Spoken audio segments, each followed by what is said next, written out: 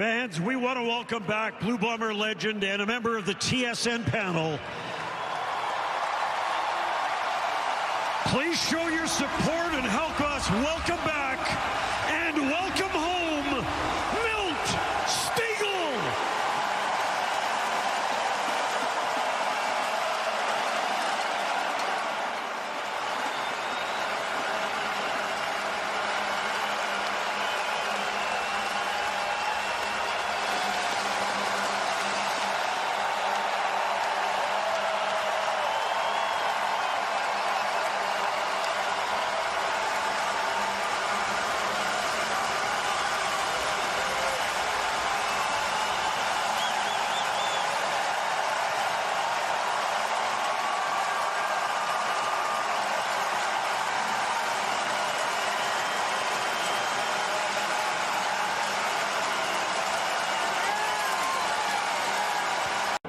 Thank you, Cade. What a glorious night here in Winnipeg for an intriguing Friday night football showdown between the Blue Bombers at 3-1 and the 4-1 Calgary Stampeders. Winnipeg's only loss came in Calgary a couple of weeks ago, Lapo. Since then, the Stamps have handed the Saskatchewan Roughriders their first loss.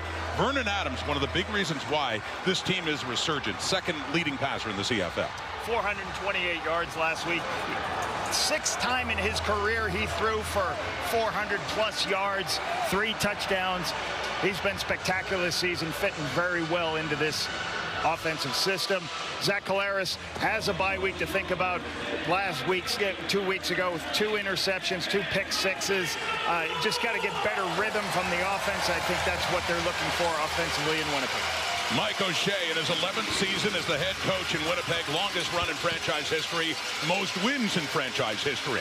And Dave Dickinson, well, he has his own impressive resume in Calgary. It's his 9th season, only missing the playoffs once. That was last year, and so far, quite the bounce back at 4-1, including, as mentioned, 2 weeks ago in the Stampede Bowl. And a big victory, a 21-point win over these Winnipeg Blue Bombers. They have won the toss, so the Bombers, the home side, in front of a capacity crowd here at Princess Auto Stadium, will take the football to get this started. And back for it, Trey Babel and Michael Chris Ike for the kickoff by Rene Paredes. Chapter 1, 2 weeks ago. Chapter 3 in this rivalry, 3 weeks from now, back at McMahon. This is Chapter 2. At the top of the West Division, the Calgary Stampeders, Friday Night Football underway in Winnipeg. As Babel comes up at the 20 and finds some room on the right. Trey Babel still on his feet up near the 40 as the Stamps try to swat the ball away, but it is Zach Collaros' 13th season at a Cincinnati, 17th all-time in passing yards, 51-16 as the starter in Winnipeg. Lapo. Really looking forward to what the game plan looks like. Here's an interesting stat for the Winnipeg Blue Bombers. You've heard it today, 12-0 after a bye since 2021. So it's really good. You played the same opponent. You get a week off. You get to prep, figure out what Zach needs to do to get this offense on track. His running back, Brady Oliveira, got back in the lineup last week, has the ball now, and running well to the right. And a good pickup on first down as he gets up near the 49 of Winnipeg. A look at the rest of that starting offense for the Bombers. Micah Vanderpool draws in this game, filling in for Injley Stanley Bryant. He's going to have to go against Clarence Hicks, who we'll talk about, talented player for defensively. Wheatfall, Clarence Wheatfall, he's done a spectacular job this season, making sure that he leads his team in big plays, and that's where you get touchdowns on the big plays. So Wheatfall, spectacular this season. To 2nd and 1 with Chris Strebler on for short yardage. Extra alignment, big package in. Strebler excels at this sort of thing and gets it up across the 50 to move the sticks. A first down. Winnipeg as Collaros had come back on against this Calgary defense that has been great so far, Lapo.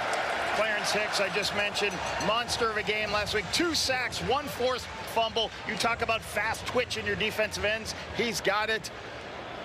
Derek Moncrief last week had a pick 6. Last 2 times these guys played, first in the CFL in takeaways, this defense. And let's talk about another guy who had a pick 6 2 weeks ago, Damon Webb from Ohio State, leading this defensive unit in the back end. They lead the CFL in interceptions for touchdowns with 3. First and 10, Collaros. Collaros with time and off to the left. That is caught.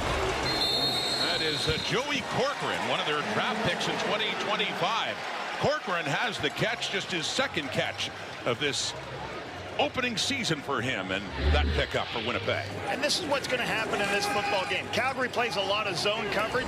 There's always weakness in a zone coverage. They're forcing you to make that throw to the wide side of the field.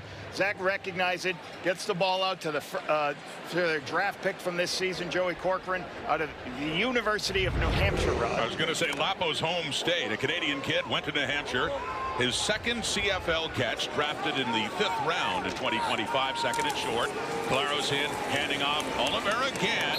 That is a tough team to run against. We've seen at times the Calgary Stampeders, and not much there for Brady Oliveira. Looks like a 3rd and short will be coming up here for Winnipeg. And you think about last week, CFL's leading rusher A.J. Ouellette was held to 9 yards on 6 carries. Big task again, Brady Oliveira in this offensive line, but really good push as they come inside to make that play. Miles Brown forces it, pushes it inside. You see Roberts there. Good push at the line of scrimmage. Defensive linemen want to create a new line of scrimmage to create these long yardage 3rd downs. Strebler again, short yardage, right side, and it looks like he does have enough. Across the 50, late flags coming out as well. And that tackle of Chris Strebler, and what looks to be a 1st down for Winnipeg as Collaros heads back on. This is all Chris Strebler. An off-tackle wedge, what does that mean? You don't go right behind the center. You go a little bit wider where your big offensive tackles are. Looks like there's a little bit of a high tackle on his head and a face mask right there to add 15 more yards. Put the Bombers in field goal range. Another look at Strebler, and coming in, it's Jacob Roberts, the weak side linebacker, over the top, but does get the face mask of Strebler. So tack on 15 more. Down to the 34 of Calgary. Opening drive, Winnipeg, and in good shape right now as this continues with a 1st down.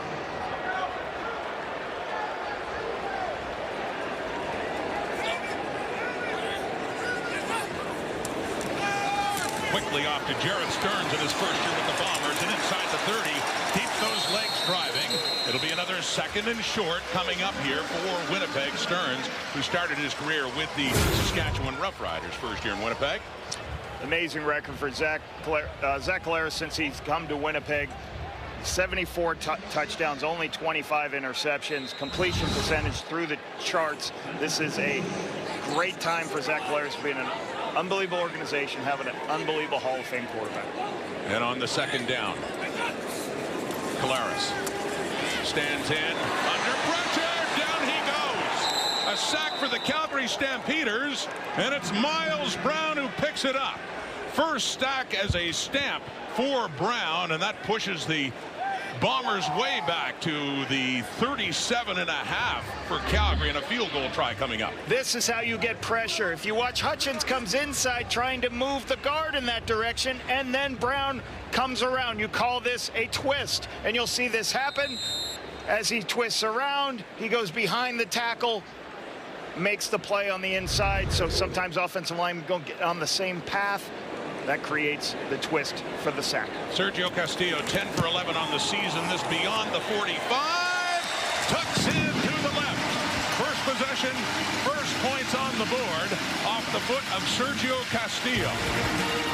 So over to you, Vernon Adams, and a solid start with his new team, the Calgary Stampeders. A 4-1 start at the top of the West Division, trailing by 3. Princess Auto Stadium. Friday Night Football on TSN. This is how Vernon Adams fared against the Roughriders last week at Mosaic. 28 of 36 for 428. Did throw a couple of picks, but also 3 touchdown passes, Lapo. With that win, he's 42 and 23 as a starter. But the rhythm of this offense is what makes it so difficult to go against. You heard the guys on the panel talk about it. Not only is he throwing the football, but this is a team that rushes for 135 yards a game. When you can run the football like that, your quarterback can pick his spots when he's taking his shot play.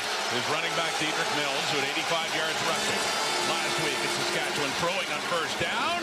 Low for Dominic Rhymes, and it hits the turf with Evan Holm there. So passing on the opening down, and it falls incomplete. 2nd and 10 coming up.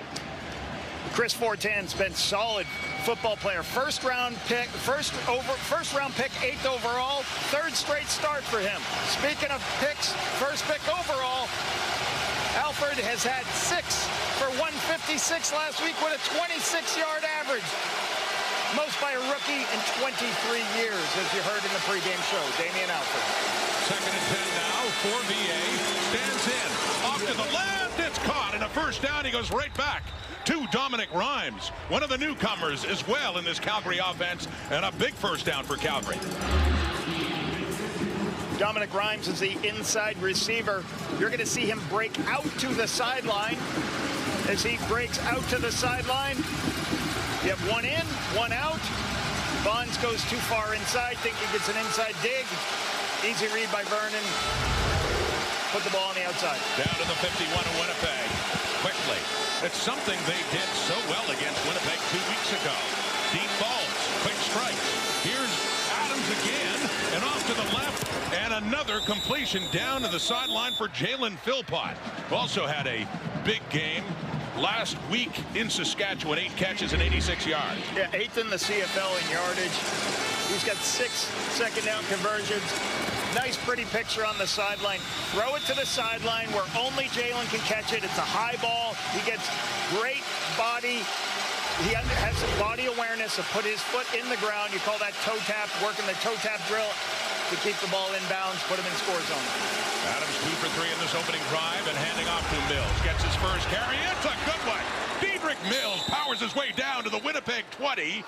And this Calgary offense means business so far in this one. Down 3, but threatening in scoring position now. Watch Quincy Vaughn is going to add in. This is called an insert play where you have a fullback go in and insert on the linebacker, create that huge hole right there for Dedrick Mills to go up and inside. So the first-year player, Quincy Vaughn, sets up that block very well for this #1 ranked rushing offense. It is down to the Winnipeg 21. Adams gets rid of it, has a receiver down, and a flag comes out. Tevin Jones with the catch, and being pushed out there by Dietrich Nichols, but it is a Calgary catch. That much deeper inside the 10, and a flag is out.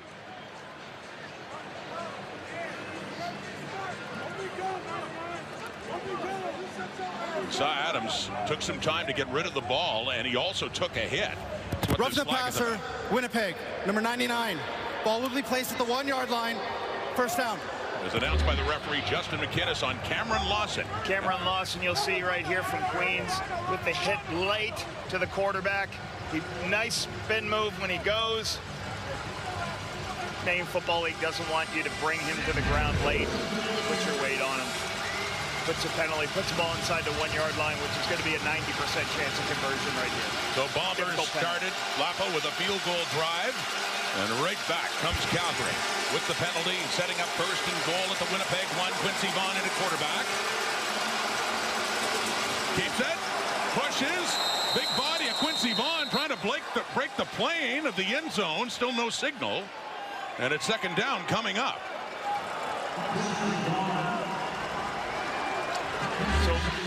Once again, you see Quincy Vaughn, who is a fullback, a short yardage quarterback, does a lot of different things. He goes off tackle, but if you see Shane Gauthier makes an amazing stop right there. He stops the momentum of the quarterback. Quarterback can't go any farther.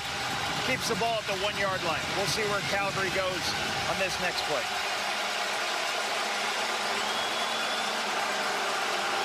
Stands under center, 2nd and goal. Vaughn again. Can they make it to the end zone? Calgary, Vaughn, touchdown. Stampeders answer right back, and a late flag coming out after this play was over. It's a little lack of discipline coming up here as the Stampeders do indeed get on the board, pending the point after.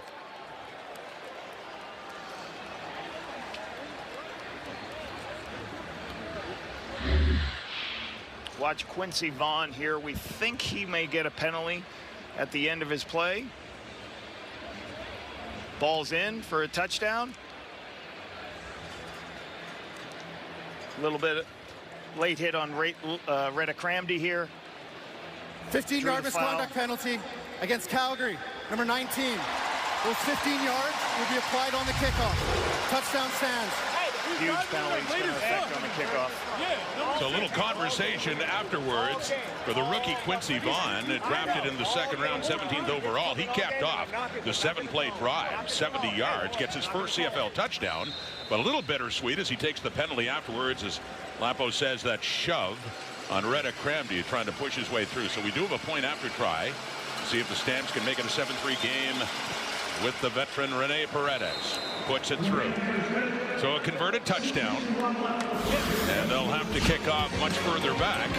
First, though, they do get the touchdown and a penalty afterwards. But Dave Dickinson can certainly take that.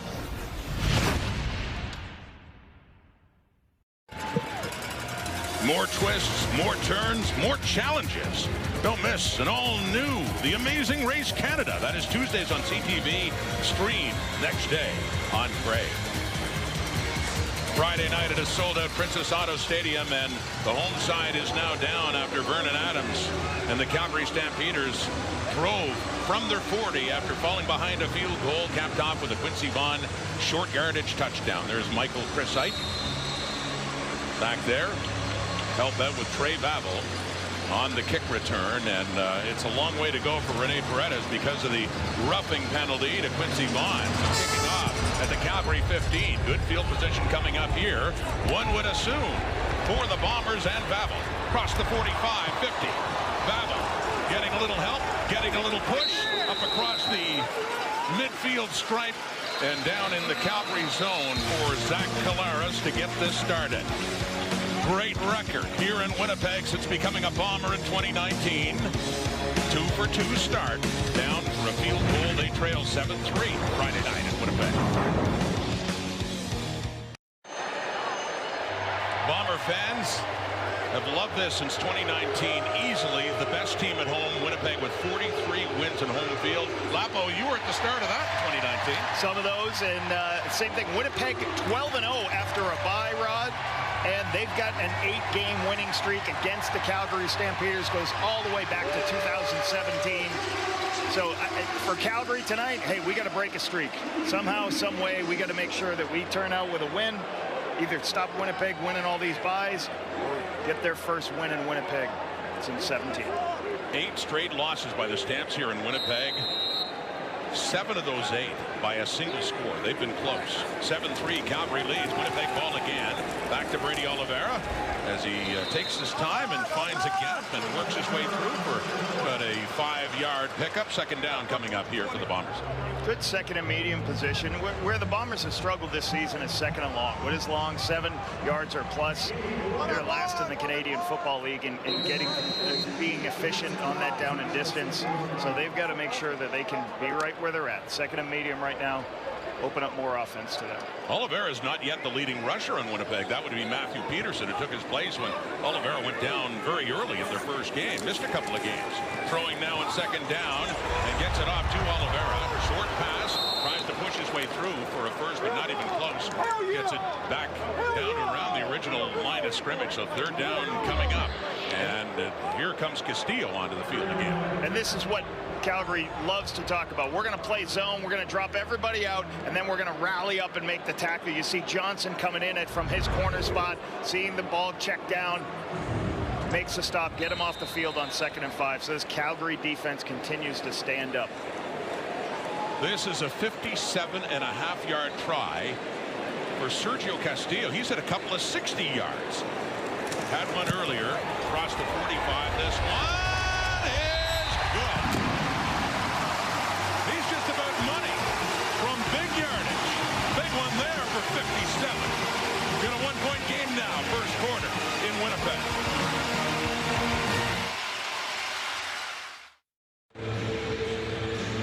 One-point game, Stamps offense back on the field. So another challenge for Winnipeg's defense. Let's say hello to Luke Wilson.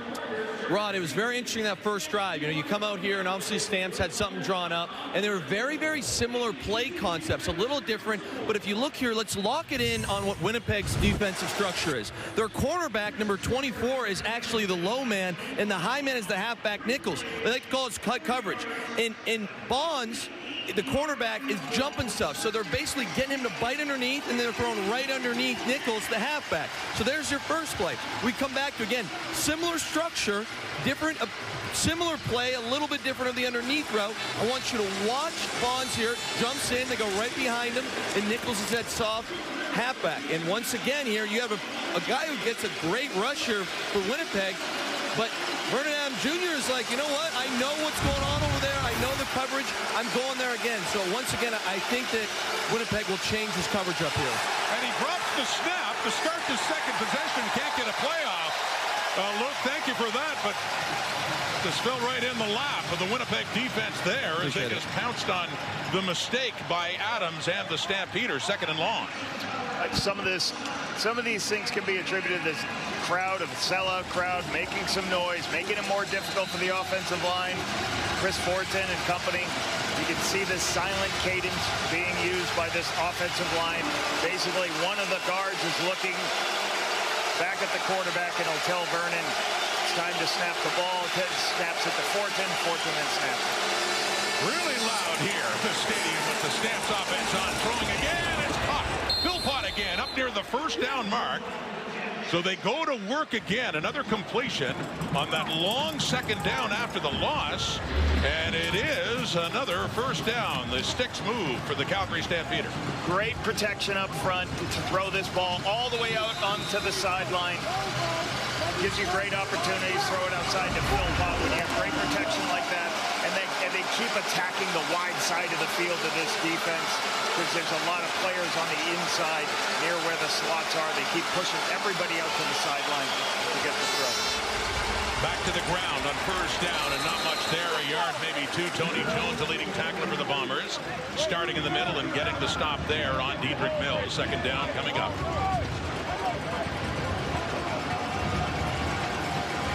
Good pressure on the inside. What you got to do, put these guys in second and long, put them in second and 9. Play coverage. Keep an eye on Vernon's legs. Willie Jefferson trying to get the crowd going. Yeah, it's happening too. Gets very loud here for Adams. That Calgary offense. Second down and 9 with time. Deep shot. Open receiver. Rhymes has it. Dominic Rhymes. Just like 2 weeks ago. If it's a catch, they'll look at it again, I'm sure, but everybody's moving up. We saw that with Adams a couple of weeks ago at McMahon. Big plays through the air. A little bit of confusion in the back end, and what you always want to try to make sure you're doing in some of these confusions is cover the deep ball. Give up the underneath throw, cover the deep ball. Yes, Calgary right now was running up to the line of scrimmage because this might have been a questionable catch. Yeah. So in situational football, Calgary's going to run all the way up, try to call a play with no huddle, and force Winnipeg to use their challenge, which they did challenge the ruling of without seeing the previous play of a completed catch. You saw that last replay, Lapo, the ball hitting the turf after what looked like a brilliant catch by Rhymes, but looks like this one could be coming back. They're reviewing now. You'll see Rhymes. What will happen when you can roll it, guys? We'll show it, give you a pause at one point. If you pause it right here, this player, Cramdy, should be higher. They get caught up underneath. That's the read for the quarterback. Make sure you can see that, hey, if that player's feet are flat-footed, I'm going to throw right over the top of him on the post. Make sure you can make that shot downfield by reading the halfback's feet. If he's flat-footed, you're going to take that deep shot. If they lift, you throw underneath. And you can clearly see on that last replay, this is not a catch. Comes loose as it hits the turf. A noble effort by Rhymes. Nearly another big play for the Calgary offense, but they are marching it back now to be made official from the replay center in Justin McInnes.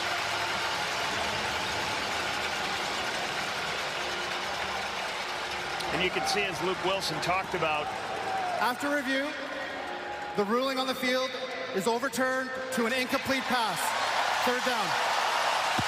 Calgary's got something they want to do. They want to attack the boundary. As you can see, a couple of throws over there on Bonds, Nichols, and Retta Cramdy was over on that side this time, but there's a lot of throws to the boundary side, the shorter side of the field. That's what they're attacking of this Winnipeg defense. And so the punter, Mark Bassett. In his first year out of Colorado, another Australian punter is back inside the Calgary 40. Nearly another big play. As mentioned earlier, there was one to Clark Barnes to start the game. Barnes ended up getting hurt on that play. That's how Calgary's offense was rolling last time around. Also a big one to Jalen Philpott. Vernon Adams had himself a day on big plays. Of course, the defense really chipped in as well with a couple of pick sixes. With a punt by Bassett. Bassett to Vavin, who lets it roll and takes it off the hop inside the 5. Nowhere to go. All contained. And Winnipeg will have to start deep in their zone on good punt coverage there by the Calgary Stampeders. Most offensive points this season. Winnipeg 26.4. You've got Hamilton 26.4.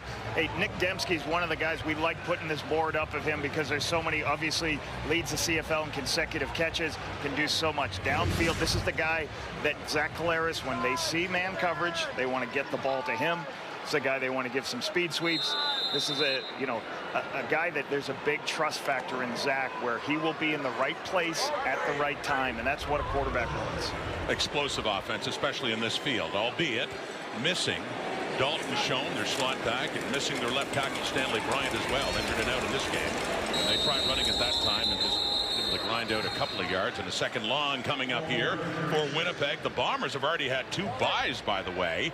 Played BC in their first 2 games in weeks 2 and 3, won those, then beat Edmonton here before losing at McMahon a couple of weeks ago. Yeah, and they were going to have to play 11 straight, right, after they've already had their 2 byes. So second and long here from a backed up position. So this is interesting from a, for the play caller, Jason Hogan, offensive coordinator of the Bombers, got to be a little bit careful about, being careful about where the goal post is to the quarterback's left. Got to be careful how they're throwing the football. You want to make sure Zach doesn't take too deep of a drop because the goalpost could be an issue. Here we go in a 2nd and 8 from the end zone. Collaros, deep shot. Dembski's got him. Dembski's still on the move. Down inside the 30 before finally taken down by Spencer Arnold. Collaros to Dembski. How many times, especially here at Princess Auto Stadium? There's the corner route we just talked about. When you get that opportunity, he's going to run here and take it a nice high angle. Throw it high, let him run it down. I've seen this too many times with these 2 guys. Now it's speeding up with a little bit of tempo here. Huge explosive play to flip the field. That's what you want to do when you're in a backed up position. Can you get an explosive play and flip the field? 75-yard gain from the Calgary 30 suddenly, as Collaros has to get rid of it quickly, trying to get that one to Oliveira, but charging it was Jalen Hutchings to put the heat on Collaros there. Active reception streaks, and there you go. I can remember being my first time with Zach Collaros in 2019. We were talking about our roster and everything. I remember he came into my office one day and says, "You know what, Lapo, I didn't know Nick Dembski was this fast." Yeah. I'm like, yeah, he is a explosive football player, and just been a joy to coach. And he's really been somebody who, like, this team can just go, all right, when I need a big play, I'm finding this football. 76 straight games with a catch. You see the streak continued for Calgary's Dominic Rhymes as well. Throwing again, intercepted. That one right to the newcomer on the corner. That's Anthony Johnson Jr. in his CFL debut. He is filling in for the injured Tyler Richardson. A big hole to fill, and it is filled nicely there as Johnson gets the pick off Collaros to snuff out that Winnipeg drive. You can see Cody Case here as the intended receiver, and as Cody Case, he ends up working for width to go outside. This is Cody Case right here. He's going to go up. He's going to work outside and bend in. As he starts to bend in, what happens? He loses his balance a little bit. He wraps this halfback. Right here, he loses balance, falls down here. So not a terrible throw, maybe a little bit high, but Johnson's right there to make him pay. So once again, this team that leads the CFL in takeaways keeps playing zone, making the most of their opportunities to intercept the football. The 5th team interception for Calgary this year. 3 of those have gone for touchdowns. Knocked at the line of scrimmage and nearly picked off the other way. Dietrich Nichols would have had a shot at it as it's batted and wobbles up at the line, and Nichols is still down. Slowly getting up. Chance it was there for Winnipeg's defense. Looks like the crafty veteran Jake Thomas right in the middle, throws his hand up, gets a knockdown. Willie Jefferson right there. A little bit of pressure from this Bomber team trying to slow down Calgary. Bring some pressure with the middle linebacker coming off the edge. And sorry, Terrell Bonds was the one that could get a hand on it after it got, looked like it got deflected at the line. So some heat from the Bomber defense. And it's a 2nd and long coming up here. 2nd and 10 now for Vernon Adams as Nichols was hurt on the play and gets an escort off the field.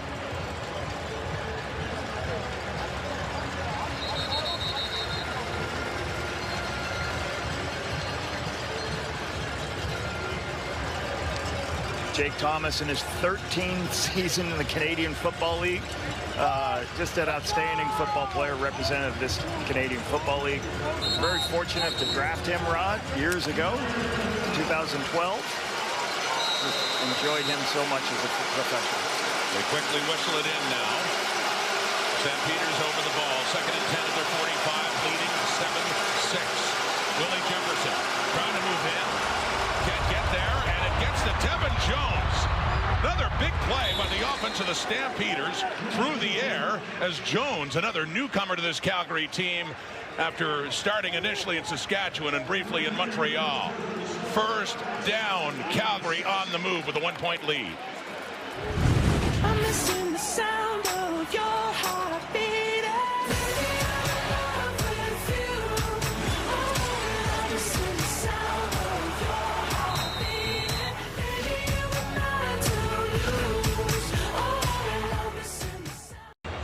After 1 quarter in Winnipeg, the visiting Calgary Stampeders have the 1-point lead and are pressing for more, Lapo.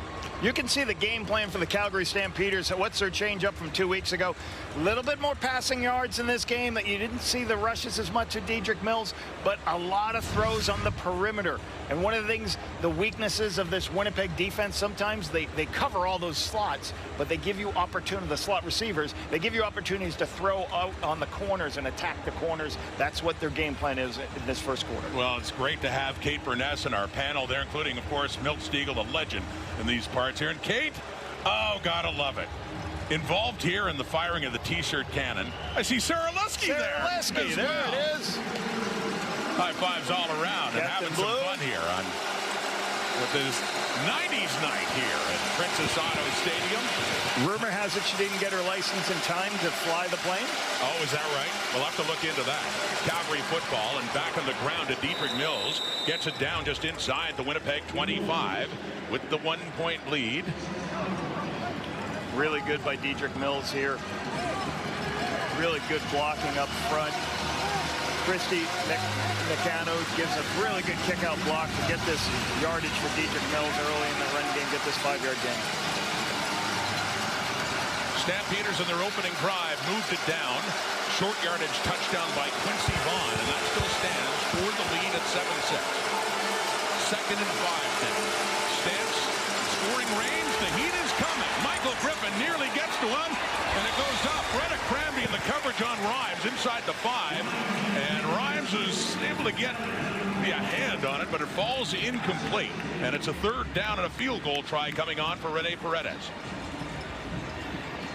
Winnipeg showing their hand. 1, 2, 3, 4, 5, 6, 7 people. You can't block them all. If you watch Vernon Adams, he knows it's coming. Watch him start to drift to his right. He's waiting to try to get a shot to Dominic Rhymes because the safety's out of the middle of the field in 0. So you got a veteran quarterback who just knows, I'm going to drift, try to throw it to my big guy in the middle of the field. They just couldn't connect. Good pressure by Calgary's Winnipeg. challenging the previous play for pass interference. The play will be reviewed. So we just heard Justin McKinnis say that Dave Dickinson is challenging for PI on that coverage by Rhett Cramby and Dominic Rhymes. So they're going to review that. Big challenge coming up here as that ball was just landing inside the Winnipeg 5. Thinks there's pass interference here. This is a good stop by Winnipeg, trying to change up what we do. We can't play all zone.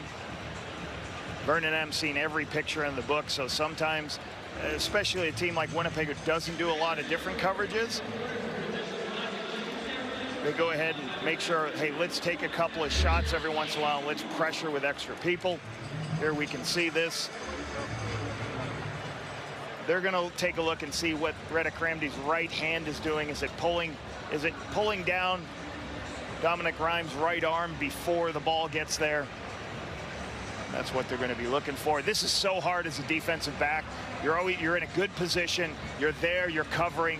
Don't put your hands on. And sometimes young DBs will sometimes not trust themselves. If they're in a good position, they're going to go grab and reach, and that's when some of those PI calls will happen. Well, at the very least, Stamps in position for a field goal. Could they be put in position for a touchdown? Big decision coming up here to be announced from the replay center. After review, the ruling on the field stands. Calgary will be charged for timeout. Without even hearing Justin McInnes, you can see by the reaction of Dave Dickinson which way that went. Doesn't like it, but he still has a chance to see his team go back up by 4 if Paredes out. And the ball be put down by Mark Bassett right around the Winnipeg 32 for one of the great kickers of all time. Paredes 10 for 13 this year, longest of 51. No problem there. Straight through. 4-point game again as we get set for Brady Oliveira. And the Winnipeg offense again. He has 4 carries, 17 yards, just his 3rd game of the season because of it. We'll be back in Winnipeg. He is the reigning most outstanding player in the Canadian Football League. Last year, Brady Oliveira had over 1,300 yards rushing to lead the way, and most carries Lapo since 2022. And Brady, the biggest thing that Brady gives this offense is he's a guy who can catch the ball out of the backfield, a guy who's great in protection, and obviously an outstanding runner.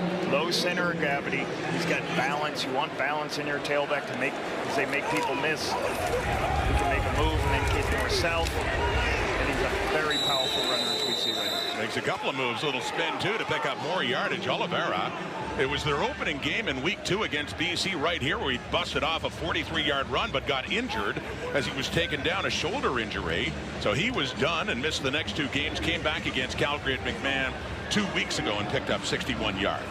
And Calgary Stampeder defensively, they talk about, you talk to their coaching staffs, you talk to their players, they say we got to stop the run first and foremost, then we'll work on everything else. You can see offensive coordinator Jason Hogan for the Winnipeg. We had a great conversation with him this week.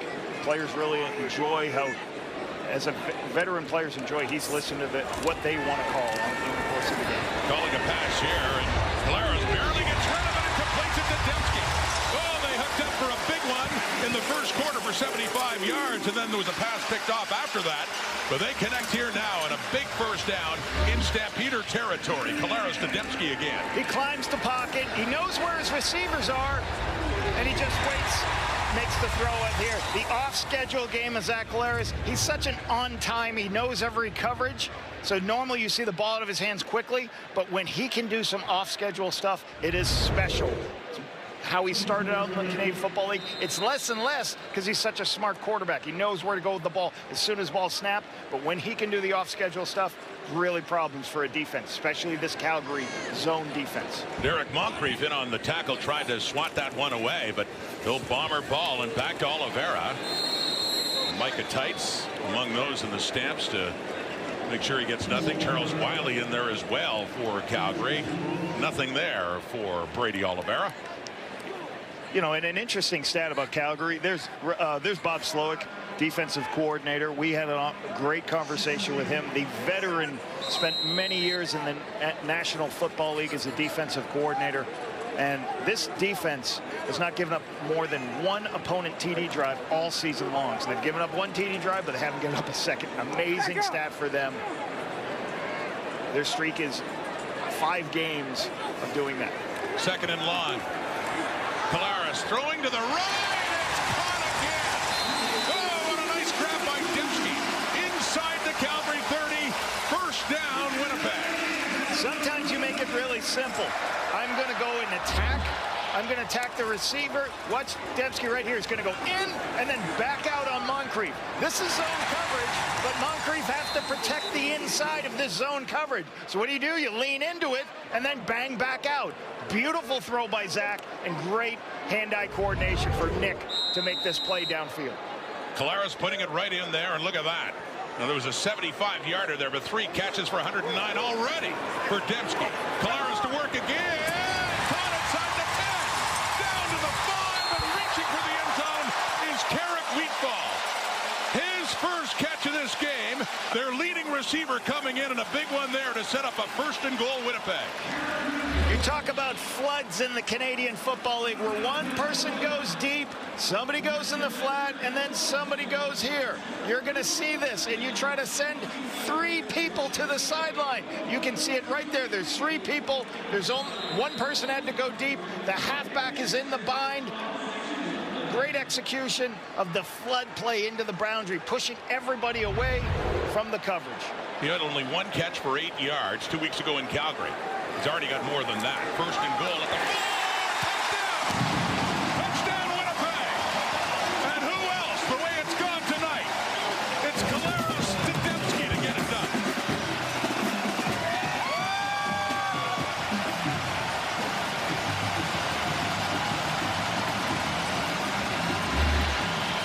We just talked about how quickly Zach recognized coverage. See, he sees the zone coverage at the goal line. He knows he has Nick Dembski in between 2 zone defenders. He just takes the football, throws it to Nick Dembski for the touchdown.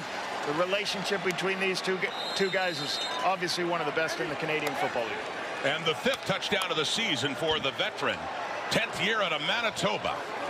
Nick Dembski right at home, and pushed that streak to 76 games a while ago with at least 1 catch. At least 1 catch. Had a whole lot more in this one. Over 100 yards even before this play.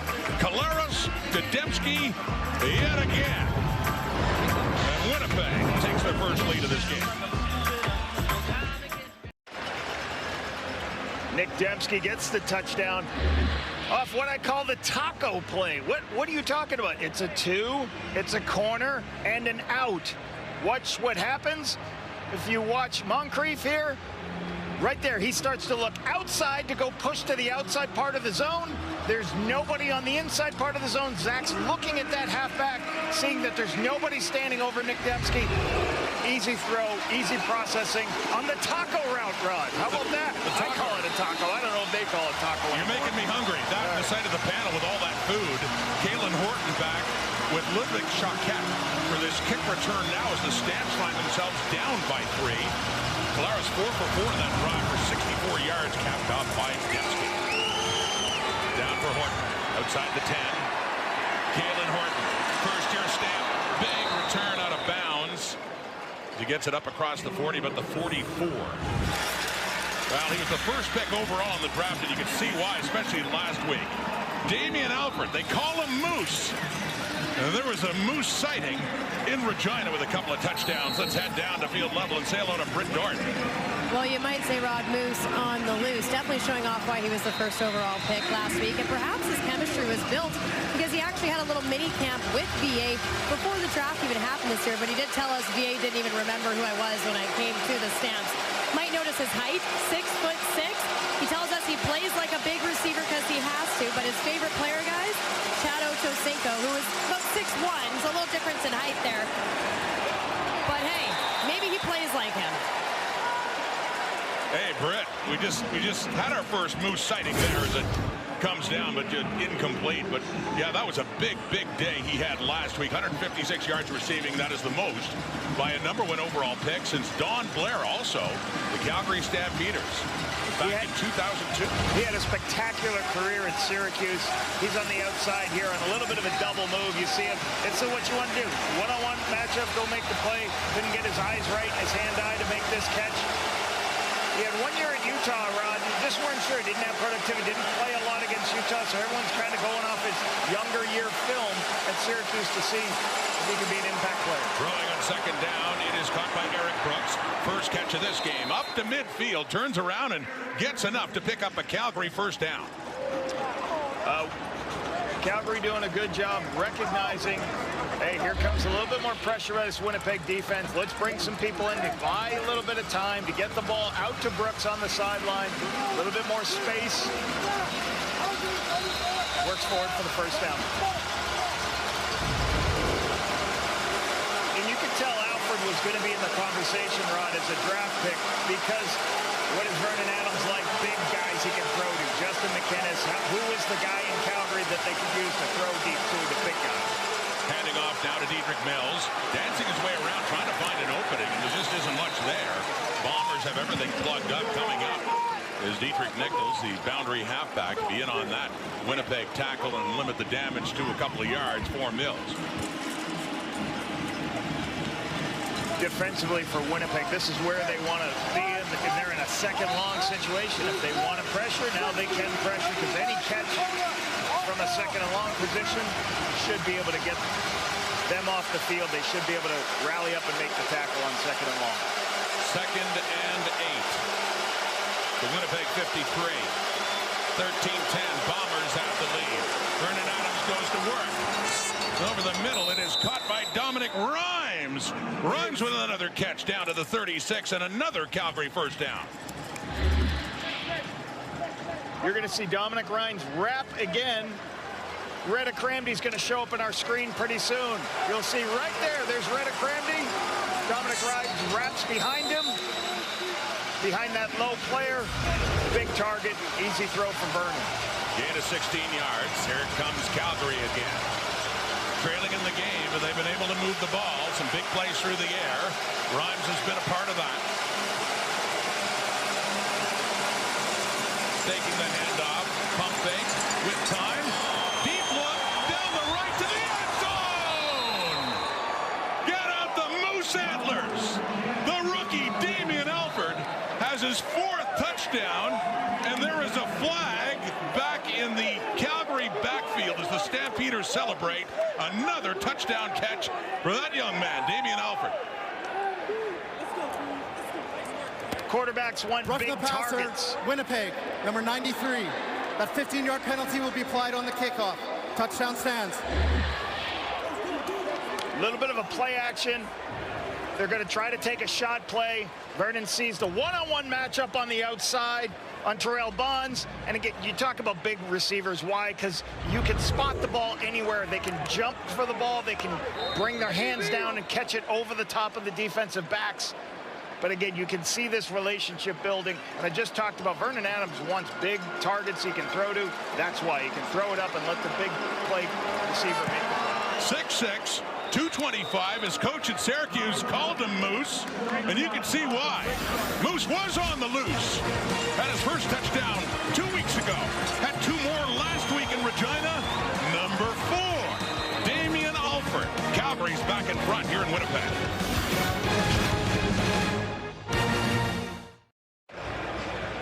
37 yards on this touchdown to Damien Alford on the outside. Now, take a look.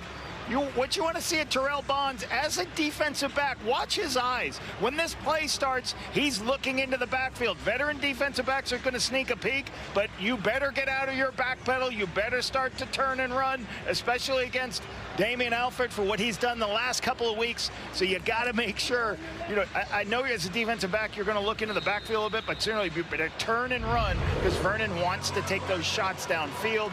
And if he sees DBs, even with that receiver, he's going to throw it up. And you can see the touchdown right there to Alford. And Beretta's with the kickoff now as Calgary retakes the lead. 5-4 on the return. And it is Vavel getting that one up or close to the 20. My memory is money watch this river that I'm in.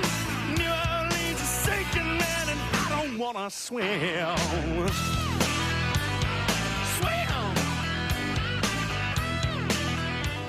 Good first half here in a Friday night in Winnipeg. 17-13 Calgary. Zach Collaros back on. They had a touchdown drive capped off by Nick Dembski to take the lead. Back comes Calgary. Collaros is 8 for 10, 151, a touchdown pass and a pick right after a 75-yard connection with Dembski. So here we go from the Winnipeg 20. Play action fake. Collaros with time. He's chucking it deep. Dembski wants him again, but no. It is picked off. a bit too far for Dembski, and it's Jaden Grant who takes it.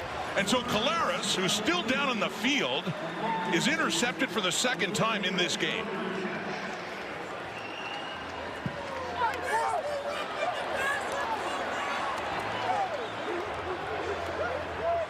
Looks like Clarence Hicks came off the edge, you'll see, and he's the one that delivered the blow to Zach Collaros. The big hit, little bit of a twist inside. He sees a crease to go and delivers the blow. Taking the shot to Dembski downfield. The safety doesn't bite on the underneath route and is there to make the play.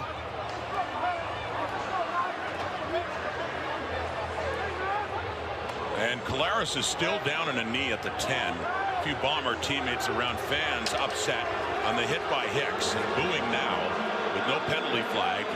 And Calgary's offense on, of course, after the turnover. It's Calgary football, but they can't start play yet with Collaros down and getting some attention from the training staff. As mentioned, way back at the Winnipeg 10. Jaden Grant doing an excellent job of understanding. Yes, there's people in front of me, but I got to stay in my deep zone to make sure that Nick Dembski's going to turn upfield. I got to stay as deep as the deepest. He does that. That is why this defense, they do not give up big plays. 20-plus passes against, best in the Canadian Football League. They keep you from taking these big shots, explosive plays. As Collaros, good to see, as he jogs off the field. Defensive rankings this season, you see with the Stampeders and how much they have improved defensively. Dave Dickinson made that a priority in the offseason. Last in the CFL last year in takeaways, last in a lot of categories. And you can see the flip the script for what they've done with 12 new starters, new defensive coordinator. Bob Sloat was in the organization, but a spectacular job by the defense. Calgary Stampeders. Here comes Vernon Adams again, handing off to Diedrich Mills. He pushes across the 45, and he's able to work it up to about the 49 before getting tackled there by Nichols. So second down coming up. Stamps with the ball again, leading it under 6 minutes to go until halftime, 17-13. And the Bombers this season, as we see Zach go to head to the sideline to get looked at. But the Bombers, when they're even or win the turnover margin, Rod, they've won 100% of their games. Their one loss, they were minus in the turnover margin. Right now, they're leaning towards being minus in the turnover margin. You've got to get some takeaways back to help even this up. Second down and 5. Off the fake. Adams gets rid of it deep again. And it is intercepted. Intended there for Rhymes. It's Evan Holm who has it. And a flag is out. And the crowd getting fired up again. A flag is down back near the original line of scrimmage.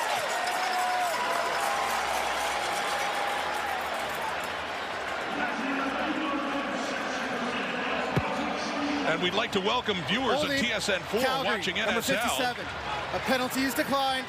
First down. Rod Smith, Paul Lapalisse, Britt Dort, Luke Wilson, our panel is here as well, watching an interesting game.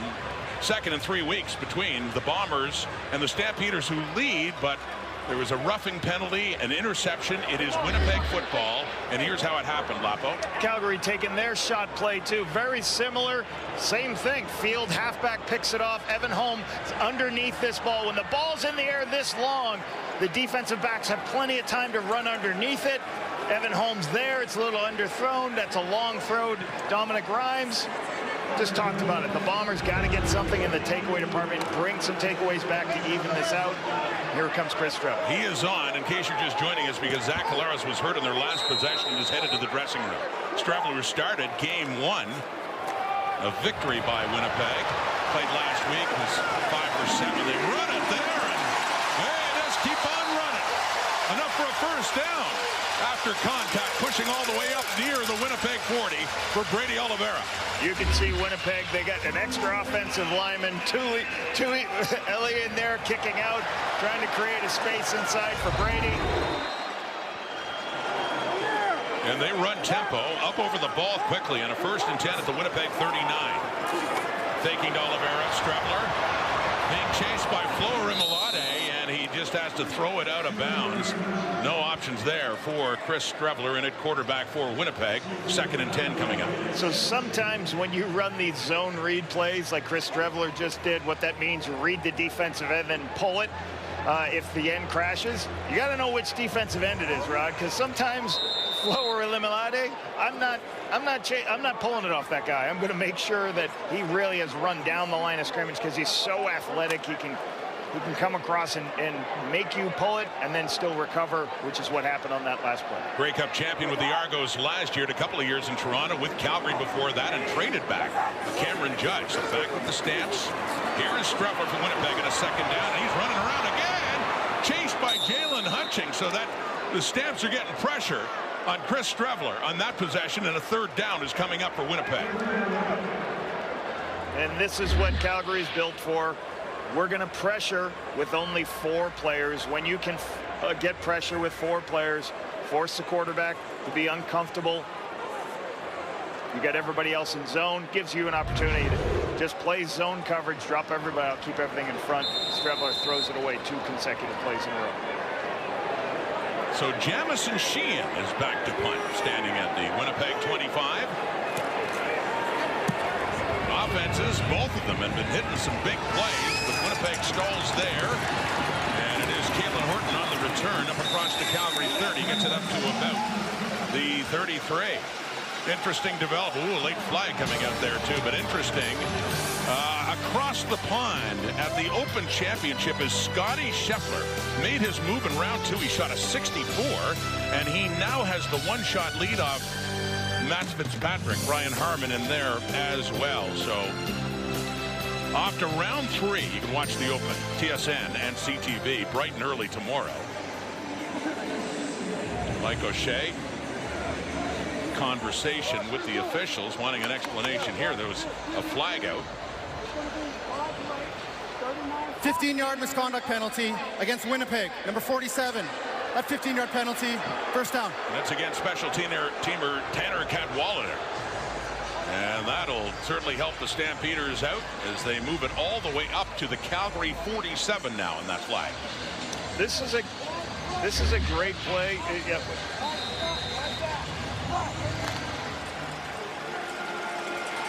Trying to see what happened here. A little bit of extra work. Not sure I really found that penalty, Rod, there. No, I don't think Mike O'Shea did either. Dedrick Mills cuts it back. A nice move by Mills. Keeps his feet. Gets a 1st down. Inside the Bomber zone, across midfield, and down to the 50. And the sticks move for Calgary again after a pickup of 12 yards by Dedrick Mills. Space can be not very friendly for defensive backs. Dedrick Mills cuts the weak arm, makes, as Cranby overplays it, he cuts the what I always call cut the weak arm. Put your foot in the ground and break against his inside arm because he's not going to be able to make that tackle. Dedrick's got such a powerful lower body. But this was a great series here. He has 6 carries, 42 yards, and even 7 a carry for Dedrick Mills. Back in his hands now on that 1st and 10, and he is tied up and taken down there. It's James Vaughters, the ex-Calgary Stampeder, in that tackle on his former teammate, Dedrick Mills. 3-minute warning. Calgary with the lead, with the ball, looking to add to it before halftime. Back at the sideline with the TSN panel race. It is Stiegel versus Burnett. Oh, they're all tied up.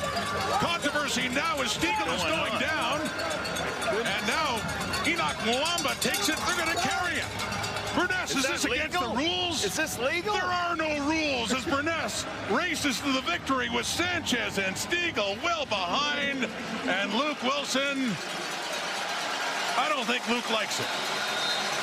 Our panel is here, and they're going to have more thoughts on that race and on this game coming up in under 3 minutes' time.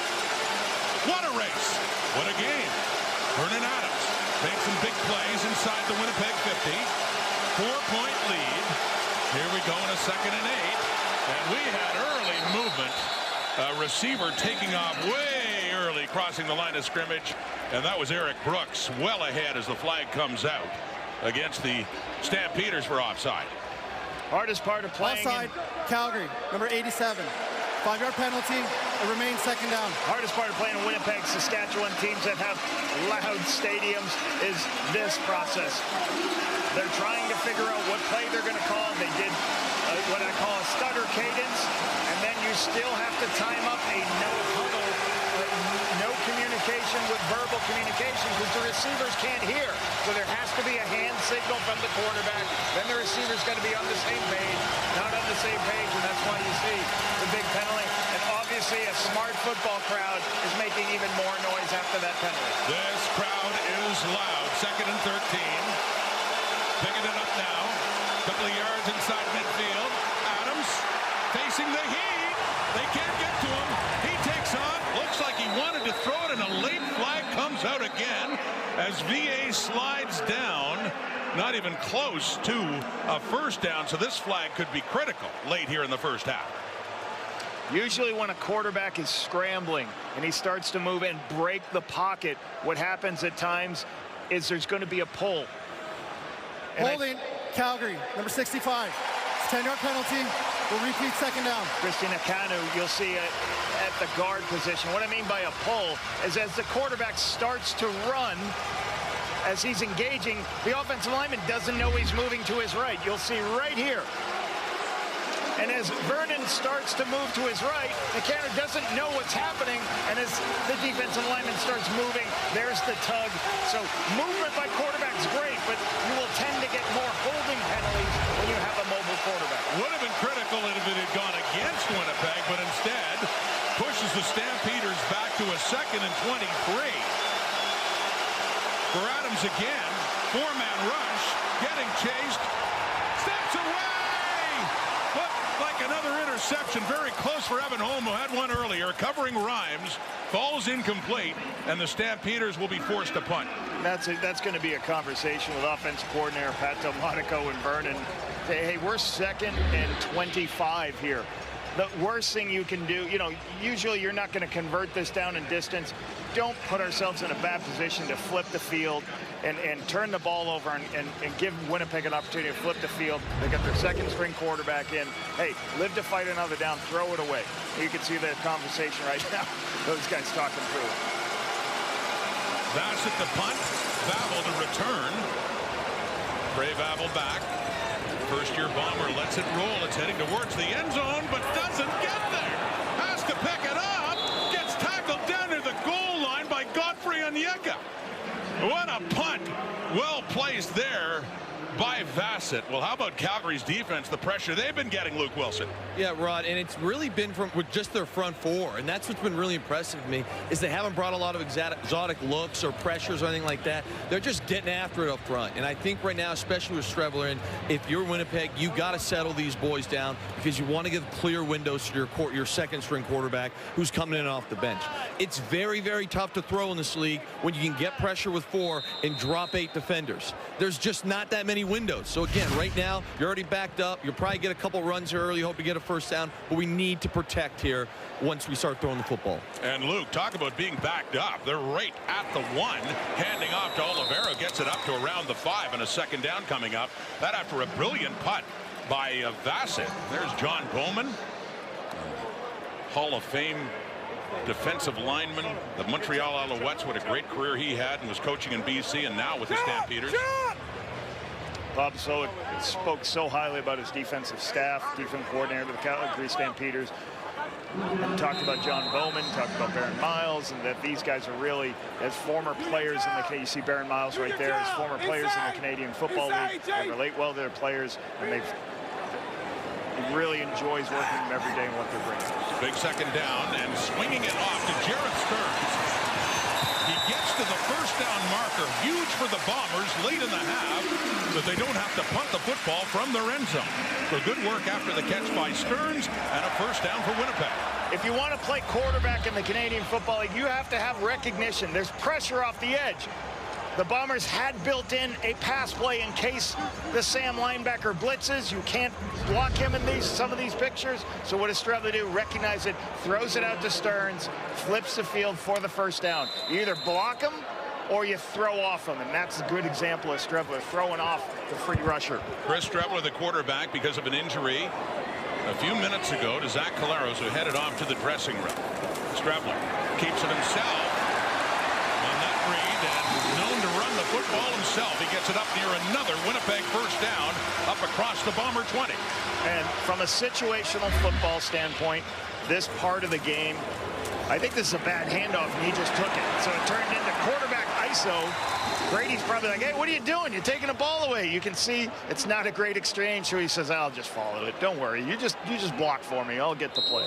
But from a situational standpoint here, a couple of first downs. They're flipping the field. If they 2-and-outed from the 1-yard line, Rod, you would have left plenty of time with a short field for this dynamic Stampeder offense. So this is really good situational football right now. And now 1:20 on the clock until halftime. There's Oliveira's carry, and not much there. Another couple of yards for Brady Oliveira, two-time defending rushing leader, most outstanding player in the Canadian Football League last year. The big guys up front is the center, Chris Kolonkowski. And a change in the offensive line tonight with Stanley Bryant, the veteran left tackle, out injured with an ankle injury. So Micah Vanterpool moved out to tackle, and it was Gabe Wallace moving there. You see him, 61 at left guard. So changes in the offensive line for this game tonight for Winnipeg. First and 10 at the Bomber 23. Strebler gets it to Cody Case, and not much there, and a late throwdown by Micah Tights, and the officials in the stands want something called on that one. Didn't quite like the late treatment they felt by Tights on Case. Great tackle. You know, sometimes you're going to be put in these situations, but Adrian Green on the wide side of the field says, okay, I'm free. I'm going to come up. I'm going to make the tackle on the shifty Cody Case. Who receives a pass from Chris Strebler like in 2017 when they were together in South Dakota. On the draw, that's Dembski. He has a big run this time after several big catches. That one up across the 50. Don't look now, the Bombers couple of plays away from maybe getting in field goal range. 28 seconds to go.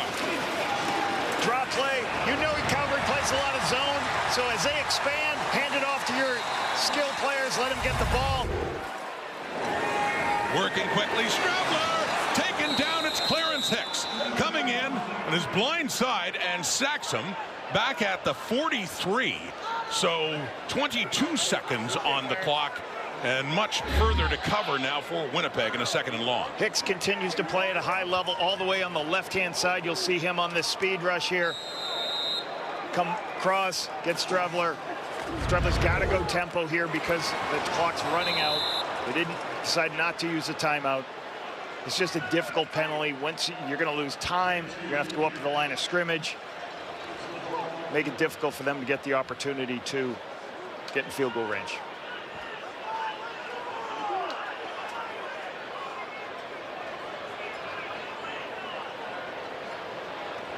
So getting down close to halftime, Kate in the panel standing by after a questionable rules violation in that airplane race, by the way. We'll get to that later. Get to the bottom of that. Yep. Yeah. Perhaps Stiegel and Sanchez could be declared winners. Who knows? 3rd and 18. By the way, absolutely heartwarming. See the ovation for Milt Stiegel coming back here. Winnipeg. We with the panel as Strebler takes a knee. And an interesting first half, chock full of big plays, and by the defenses as well, as Dave Dickinson. You know, everybody's doing their piece, so you know, it makes it easy on me. But you know, we still got a big task ahead of us. Obviously, we got to go out here and play better football in the second half. We want to get this win. Well, whether it's Collaros or Strebler back there, how do you adjust your offense? Yeah, we just, you know, we play hard. No matter who's back there, we still got to do our roles and still got to be on time with our procedures and all that good stuff. So at the end of the day, it doesn't matter who's back there. We got to do what we do as receivers, as the O-lines, running backs. Everybody falls into place. We'll be all right. Thanks so much, Nick. Thank you. And Britt, we just learned that Zach Collaros will not be back in this game, injured early in the second quarter. So Calgary with the football. Kalen Horton with the football. And a good return up across to about the 37 on another burst there. So Vernon Adams in 8 for 15, 159, 1 touchdown pass. one interception, Lapo, but he did complete some big passes. 2 explosive passes in this game to flip the field and put themselves in really good position. The one-on-one matchups on the outside. And again, he's using his legs to be able to climb the pocket, make some of these throws, but you can bang on with these throws. We saw this throw to Damian Alford for the big explosive touchdown. This second half, they got to make sure they can run the football. He doesn't make any bad throws when you're facing a team with their backup quarterback.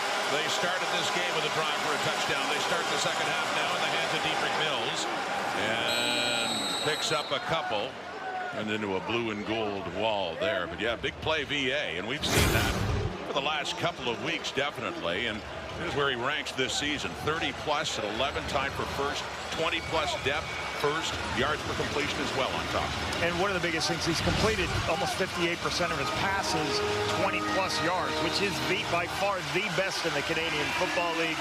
Some guys have for a knack for those downfield throws, but it's also, I have a throw it up to guy that I can trust, like you heard the panel talking about, a guy I can trust to throw it up, who's going to make those catches 60% of the time. You see Alford out wide to the left for the Stampeder offense on this second down and 9. Adams throwing, and no, into the hands of Jalen Philpott. Low, though, right down. He had to go down to try to get it, but it does fall incomplete, and so it's a 2-and-out for Calgary to start the second half. Good start. Good start for the Winnipeg defense here. That's what you want to do. Hey, force a 2-and-out. Give my short field, give a good short field to the Winnipeg offense. Gets Trevor in a position to start with pretty good field position. Good stop defensively. Mark Bassett's last punt was a beauty. It ended up spinning and stopping right at the 1. This one down inside the 15 for Trey Ballard. And he is taken down at about the 25. So change at quarterback for Winnipeg, as mentioned, with Chris Streveler coming on, who played the opener when Zach Collaros was serving a suspension. This time he is out with an injury. And Lapo, just a sample of what went wrong for Zach in that first half. Yeah, I don't know if that's a big a receiver falls down. This one's probably a shot he probably shouldn't take with a halfback deep like this, and gives him right here. He takes this shot right here. Difficult to see. Hopefully he gets back. But they're going to have to find a way to win Chris Trevor. Chris Trevor can give you a lot of things. This is a team that's going to play zone coverage. They're going to try to stop the run. Some play action passes, get Strevy in a position, keep the ball moving. Well, faking the handoff, throwing that one incomplete. So 2nd and 10 coming up. But yeah, he did start the season. And as the panel had discussed in their debate over Chris Streveler, did look good in that first game of the year against the BC Lions, picking up the victory. Yeah, again, as any quarterback gets more and more reps, trying to see first down is one thing, but what can a quarterback do right here as we're sitting here, 2nd and 10? You can't move the launch point too much here. You can't do short play action passes. Can he stay in the pocket and throw the ball downfield versus zone coverages? Setting up a draw to Brady Oliveira. He's got some room. Oliveira, he chugs across the 35. He looks like he has a first down, or very close to it, right around the 37-yard line. Or they put it back. Sorry, it's short. It will be about a yard short as they quickly get up over the ball. Draw play. What you do on a draw play, you invite the rushers upfield. You invite the rushers upfield, hand it to the tailback. Gives him an opportunity to go. And I like that call by Jason Hogan. We see the wedge right here. They did a tempo wedge to get the first, but I like that call because sometimes on 2nd and 10, we know this is a zone team. Jason Hogan calls what? A draw play. So you don't put it all on your quarterback. Sooner or later, there should be a quarterback draw. So you don't force your quarterback to throw the ball on every 2nd and long yardage situation, where the Bombers are one of the worst in the CFL at converting on 2nd and long. So good calls. So they get the first. They're up to their 42 now. Chris Streveler at quarterback, and they run a toss to the left. Oliveira coming in, and Jacob Roberts, the starting weak side linebacker, who tracks him down and limits the damage to about a yard or two. Roberts, great speed on the perimeter. Second-year player. Watch him chase this to the sideline. Strevy will have a little quick fake, and it's deciding whether Strevy's going to keep the ball. Is Streveler going to keep it, or he's going to flip it out to Brady? Flips it out to Brady. Roberts is in between both. He's got the speed to recover and play both the quarterback run and the toss to the outside. Their leading tackler in his second year now out of Wake Forest, Jacob Roberts, 2nd and 8 after that 2-yard pickup. Strevler under pressure gets it down, a low pass. It is caught down. Oliveira doing some good work after the catch, trying to fight his way to another first down. He does not get it, but he does get close. Will Strevler just stay on? They had a player downfield, but you heard Luke Wilson talk about it with 4-man rush. A little bit of pressure for the quarterback, forces him off his spot. He gets to the check down, put him in a short yardage situation. Another tempo wedge for them. Quickly moving and on to the left. Stacked up in that side, and Strevler does it again. Has enough for the first down. So your short yardage QB for Mike O'Shea also is running the offense right now with the injury to Zach Collaros, and they are moving impressively to start the second half. Bombers are -1 in turnover margin right now. They've got 2 turnovers to Calgary's 1. They've got to flip that. Teams with fewer turnovers this season, 16-2, Rod. 90% chance of winning football games. So they got to protect it, and they got to get a takeaway in the second half. Up across the 53, Strevler faking to Oliveira and throwing, and it is caught too. It's Carrick Wheatfall, his second catch. He's pushed back, but his furthest advancement was just inside the 50 for the Stampeders. See where they mark this football. Indeed they will. Wheatfall had a catch that got them down near the end zone in the first half. Keep an eye on this defender, Flo, as he shows up that he's going to chase Brady. Strevy hangs it in long enough to pull it. You layer a bunch of receivers so the quarterback can throw on the run. First down, puts you in a good position for a 2nd and short yardage play once again. And this time the short yardage QB is Terry Wilson, who's backing up Zach Collaros in the Grey Cup game last year when Strevler was hurt, and Wilson does that dirty work. Gets another first down and short yardage. That was on a 2nd down play with Strevler getting a break as he comes back on. Terry Wilson goes wide and on the outside, and you usually do that. That's why everyone goes, why do you have all these linemen in here? Why are there so many people here? Because you want to eliminate how many hits the quarterback gets. You also want to eliminate, you want to create more spaces that the defense has to cover. And the wider you go, the more defensive backs there is. So that's an advantage of flipping the ball to on the outside of all those big tight ends. Here comes Winnipeg now to the Calgary 45, opening up the second half. On that sweep, it's Cody Case. Finds the edge inside the 40, 35, 30. Cody Case was mentioned, former teammate in his freshman year at South Dakota with Chris Strevler, who thrown him 5 touchdown passes back in 2017. And he hands off to him that time, and a good pickup for Case. This is where the D-line and linebackers think the run is going to go. So is the back, but that's not what's happening. Watch. He's going to go across the formation. It's called a wrong way run. Dembski's there to help out. 2 great blocks on the perimeter, and that's all you need. 2 block, get the ball to Case, give them an opportunity to run around the defense. Good execution on their wrong way runs. Down to the 26, play action pass coming here. Strevler. Deep look into the end zone for Wheatfall, but no, the coverage is there by Sheldon Arnold on Carrick Wheatfall. It falls incomplete. 2nd down coming up.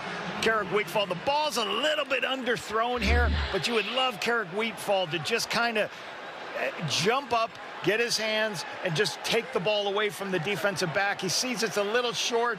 He just can't get his hands up over the top of the defensive back here as he tries to make this play. Just a little bit underthrown here. Mistimed his jump a little bit. Wheatfall looking for his 3rd touchdown of the season. Doesn't happen there. Here we go. 2nd down. Pressure. Getting rid of it. Caught by Oliveira, and he does a rest. Great work by Brady Oliveira to get down inside the 10. 1st and goal coming up Winnipeg.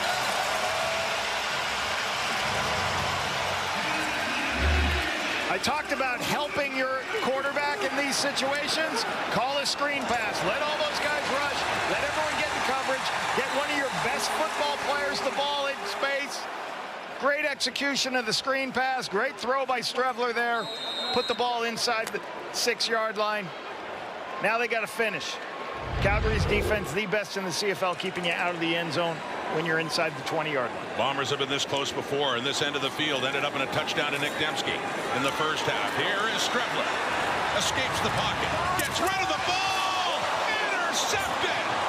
Oh my goodness, Adrian Green with his third pick of the season. One earlier against the Argos went for a touchdown. That one saved a touchdown. The team leading the CFL in picks has another. Calgary Stampeder football.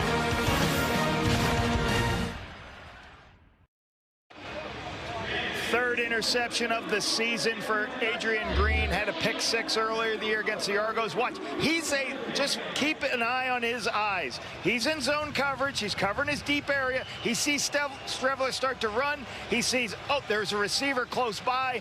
The ball's in the air too long. He undercuts it, makes the play. You can't throw late, especially throwing to your left. Good heads-up play by Adrian Green. Again, we talked about this defense. Keeps you out of the end zone. Another takeaway for this Stampeder D. Started his career with the BC Lions, came to Calgary after 3 years. Third pick of this season with his new team, 6th of his career. Calgary football. And it is Diedrich Mills pushing up to around the 25 on that first down play with the 2nd and long coming up. Adrian Green getting the start in the corner and really make an impression in that Calgary Stampeder defense. Former Stampeder Davis Sanchez. And it heads off to Adrian Green. Ben LaBrosse, who got some playing time last year as a field halfback, as a national player, and a big competition during training camp. Who's going to be the starter? Adrian Green comes out and has performed at a high level for this defense. Leads the CFL in takeaways. I mentioned he had 2-in-1 game in week 2 in Toronto. One went for a touchdown, and that one just inside the Calgary goal line, robbing Kevin's Clarsies. Still 17-13 Stamps. We got a first down there on that reception. It's Tevin Jones. Quieter day for him, but picks up another catch and a first down as this drive continues across around the 35 of Calgary. Nothing to see here except for when you're in second and medium situations, you can run up and go 5 yards and in, and then the quarterback can throw me the ball before any defense can get there.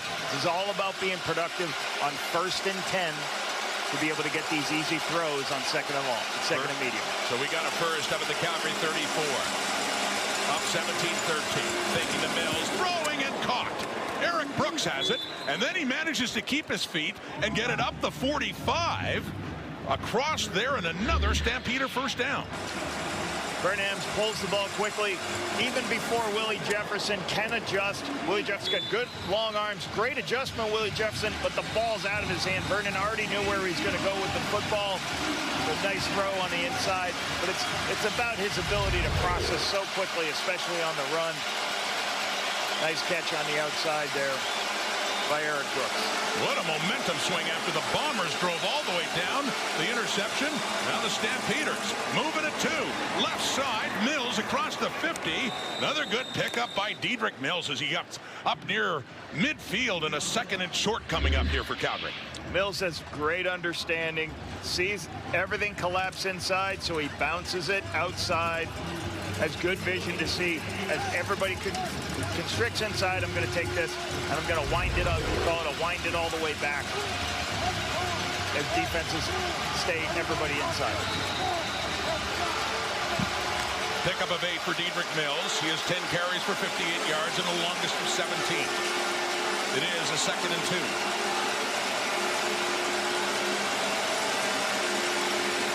Crowd picks up. Going back to 26. First down and more. A flag comes out. That would be a first down for Diedrich Mills easily as he gets it inside the Bomber 50. This penalty looks like it's going against the Stampeders. Hey, 2nd down. Punt alert, fellas. Looks like Joshua Coker. Let's see who gets this one.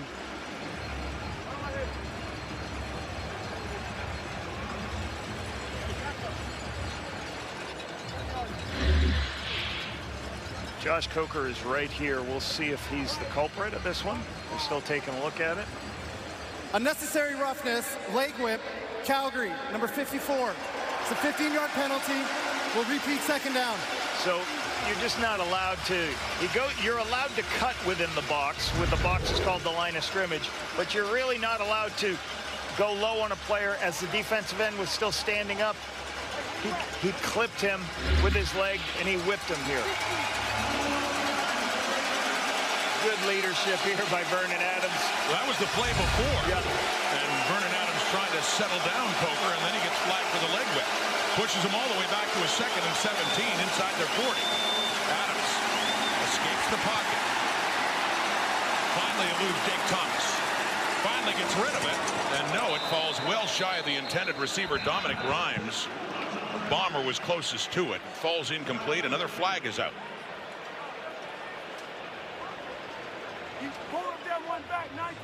Again, 2nd and extra. Vernon almost threw a pick early in the first half. Illegal contact, Winnipeg, number 1.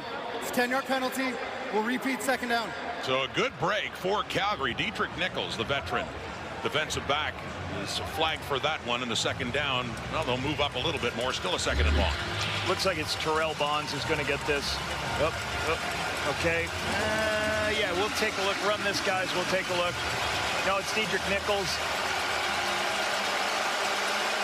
Impedes as the D-Bay receiver. As the receiver's trying to make his move inside, Dietrich Nichols is there and impedes him to get the penalty.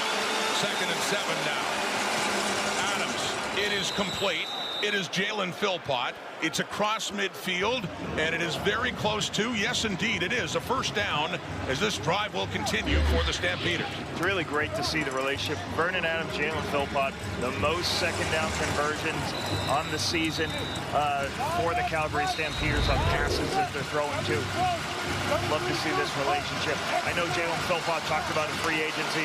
I wanted to make sure who the quarterback was going to be in the building. When I heard it was Vernon Adams, I'm re-signing here. Great relationship building between these two guys. 3 catches, 37 yards, 1st and 10 from the Winnipeg 53. Off the fake, throwing quickly, and caught by Rhymes. So using his receivers well is Vernon Adams Jr. as he gets Calgary down to the Winnipeg 40 and another Stampeder 1st down. Once again, his ability to stomach the ball, pull it out, throw it on the outside to Dominic Rhymes. As team's trying to stop the run. Just the speed of his ability to get the ball out of his hand and process makes it really difficult. That's what you always want. Pat Delmonico, offense coordinator. You're always trying to get 1st downs on 1st downs. Calling a good drive here. 3 catches for 46 yards for Rhymes. Another 1st down, Calgary. Stamps, moving, pump fake, trying to escape, spinning around, and this chucking it deep. Wide open! Moose alert! Number 2 on the night for the rookie Damian Alford. The Antlers come out again, and the crowd gets quiet in Winnipeg.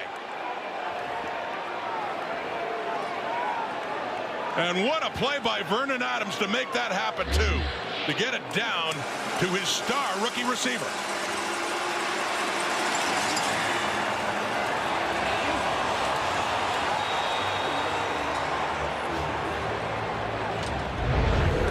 Not sure what Marquise Bridges was seeing here, but Alfred, recognizing his quarterback's on the move, I'm going to scramble, keep going, goes downfield. Vernon trusts it, throws it up. Marquise Bridges kind of stops his feet, lets him get behind him. Another touchdown toss for Vernon Adams Jr. 9 plays, 89 yards in just over 5 minutes. The point after from Rene Paredes. Damian Alford, taken 1st overall in the 2025 CFL draft, now has 5 touchdowns, 2 on the night. Calgary adds to its lead. Damian Alford, 2 catches, 79 yards, both for touchdowns. Explosive plays. Here's what's going to happen. You're going to have, looks like 2 hitches. Those are your short throws. This is the double move play that Vernon can look at. It's an out and up the sideline. As Vernon climbs and starts escaping, he doesn't forget about the deep throw. Looks like Bridges is not sure whether the ball's thrown or not. He stops. Damian Alford keeps going. One thing when your quarterback scrambles, you're always talking to him. If you break the pocket, find the deepest throw on the field. If you don't have anybody in front of you from a defensive line position, find the deepest guy and see if you can get that shot to him. And bear in mind, this happened after it looked like Winnipeg was going to head to the end zone. Oh, and the coverage there. Kelon Thomas coming in hard on Trey Vavel.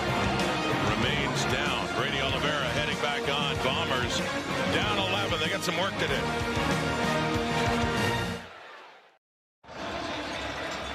Bombers need some offense now, down 11. Need more Brady Oliveira, Luke Wilson. Yeah, Rod, you said it. They're down 11 right now. You've got your backup quarterback in. He just threw a tough interception on the goal line. The key is to get the ball in your best player's hands, and that guy's Brady Oliveira. And look what they did last drive. Little draw action, gets up the field, gets some yards, got him third and short. Tough yards. Even here, could have been a TFL. He fights for a few extra. I was shocked by this catch. Catches it off the shoestring, makes the guy miss, gets to the third and short, and they convert that. So again, right now, to settle Strebler back in, get the ball in Brady O's hands, let him go to work. Hey, Luke, you're right. They moved the ball well last time. They just didn't get the touchdown to show for it. It was intercepted. That's Carrick Wheatfall on the reception, and then Damon Webb is in there, and so too is Sheldon Arnold to push him back. But yeah, the Bombers just didn't have anything to show for what looked like a productive drive with Oliveira doing a lot of the work there. Yeah, and more to talk about what Luke was talking about. Yeah, you have a great player. You want to get him the ball. You saw right here that Streva threw the ball outside on the perimeter. You have to be cautious of how many of these RPOs you have, because sometimes they can force you not to hand the ball to your best player. So you got to make sure you have some runs that I always call it and haul it. No matter what the picture is, you can hand the ball off to my guy. 2nd and 6 now. Strebler chase down, put down. Jalen Hutchings picks up the sack for the Stampeders. There was a lot of heat up front. Luke talked about that earlier, what they're doing, and that is the 4th sack of the season for Jalen Hutchings. Short drop here by the quarterback, a little bit of a play action pass. You'll see the nose guard, Jalen Hutchings, just beats the down block of Pat Neufeld across his face. Doesn't give Strebler any time, causes the sack. So another good 2 and out by this Calgary defense. And that's after Calgary's offense had scored the touchdown. Another one to Damian Alford, so they're going to get the ball back. Jamison Sheehan standing at the 10. It's Kalen Horton, the returner for Calgary, to take this punt by the Aussie Sheehan right at the 38. Horton across the 45, and then he's met and he's sent back the other way rather quickly on that special teams tackle by the long snapper Ian LaRue. Another sellout crowd. Princess Auto Stadium, their team trailing the Calgary Stampeders heading into the final 15. Oh, Winnipeg had a chance to retake the lead, but Adrian Green the pick, and then the pass for the touchdown to the Moose. One of the beloved figures in Winnipeg sports history, Milt Stegall. It is fitting and heartwarming that he makes his return to our panel when the panel is in Winnipeg. Consider what he did as a member of the Bombers. They named a street after him at the end of his playing days by the old stadium, and yeah, the CFL records. Well, he knew the way. 15,000, more than that. Career receiving yards. At the time he retired, he was number 1. And yeah, the touchdown kick as well.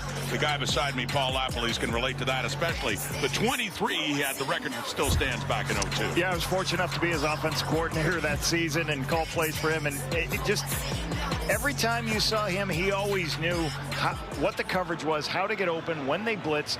So there was a certain way I wanted to do things as a new coordinator. I got around him and I kept saying, well, Milt, I told you to do it this way. And then after a while, I'm like, Milt, do it your way. Like, I'll adjust what I do, because he was so intelligent. You want quarterbacks that are smart, but you want wide receivers who are smart. If you have a very intelligent wide receiver, he can make the quarterback's job a lot easier. He's a spectacular player, one of the best in the history of the game. And just a wonderful standing O and tribute to Milt Stegall before this game. Great to see him back. Calgary has the lead, and with the football too up in midfield and lunging across is Dedrick Mills. Impressive the way the Stampeders have been grinding it away. 24-13 they lead it to start the 4th quarter, and I mentioned that tribute. Please show your support and help us welcome back and welcome home Milt Stegall.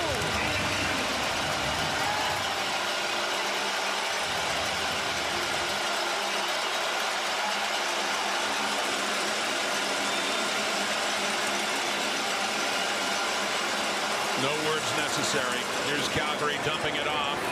It's Mills with it from Adams, and he breaks tackles. Dedrick Mills gets it down inside the 40, and yeah, no words before necessary. And as I said, just heartwarming to see the fan reaction here to one of their best ever. But Here come the Stampeders again. Lapo. A lot of misdirection here. Fake to Alfred. Put the back in the flat. Put Bridges in a difficult position where he's got to make the tackle. Such lower body strength by Dedrick Mills is able to break it for a first down. A lot of different, what you call eye candy for the defensive backs, the linebackers. I'm trying to show a speed sweep. I'm trying to show a reverse. And then you still get it to your tailback. Calgary beat Winnipeg 2 weeks ago by 21 at McMahon Stadium. Out to prove that was no fluke. The Bombers only lost, and they're down by 11 now. On the ground and putting his head down. And that is Choquette. That is Ludwig Choquette from Saint-Jean-sur-Richelieu, Quebec. Draft pick last season out of Long Island University. First-year player. Was very good at the combine. Did a lot of good things. I thought he was an impressive football player. He's been able to get some reps on this football team this season. Just his third carry of his young CFL career. Had 2 carries for 20 yards coming in.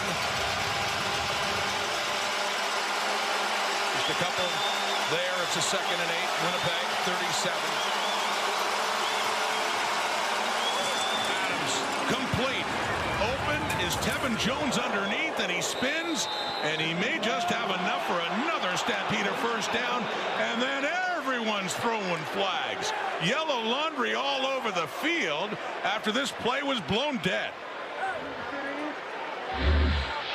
Tevin Jones, if you look, he's going to be the underneath player. So as everybody lifts with the deeper routes, he's just going to sit underneath in the zone. As everybody lifts, get him underneath to him. Good yardage for the first down. And obviously, when you're not allowed to hit any player. Willie Jefferson's trying to make the tackle here, but he leads with his head. Head-to-head contact's going to be flagged. And Vernon trying to catch the flag. Lets it go through for 2. But Spearing, Winnipeg, number 5. 15-yard penalty, first down. No question there for Willie Jefferson. Spearing's leading with your head. So you try to, everything you're talking about is get your head out of the way when you're going to make the hit. So 15-yard penalties put just inside the 15-yard. Just inside and a first down and 10. The Stampeders taking charge of this football game here in the second half.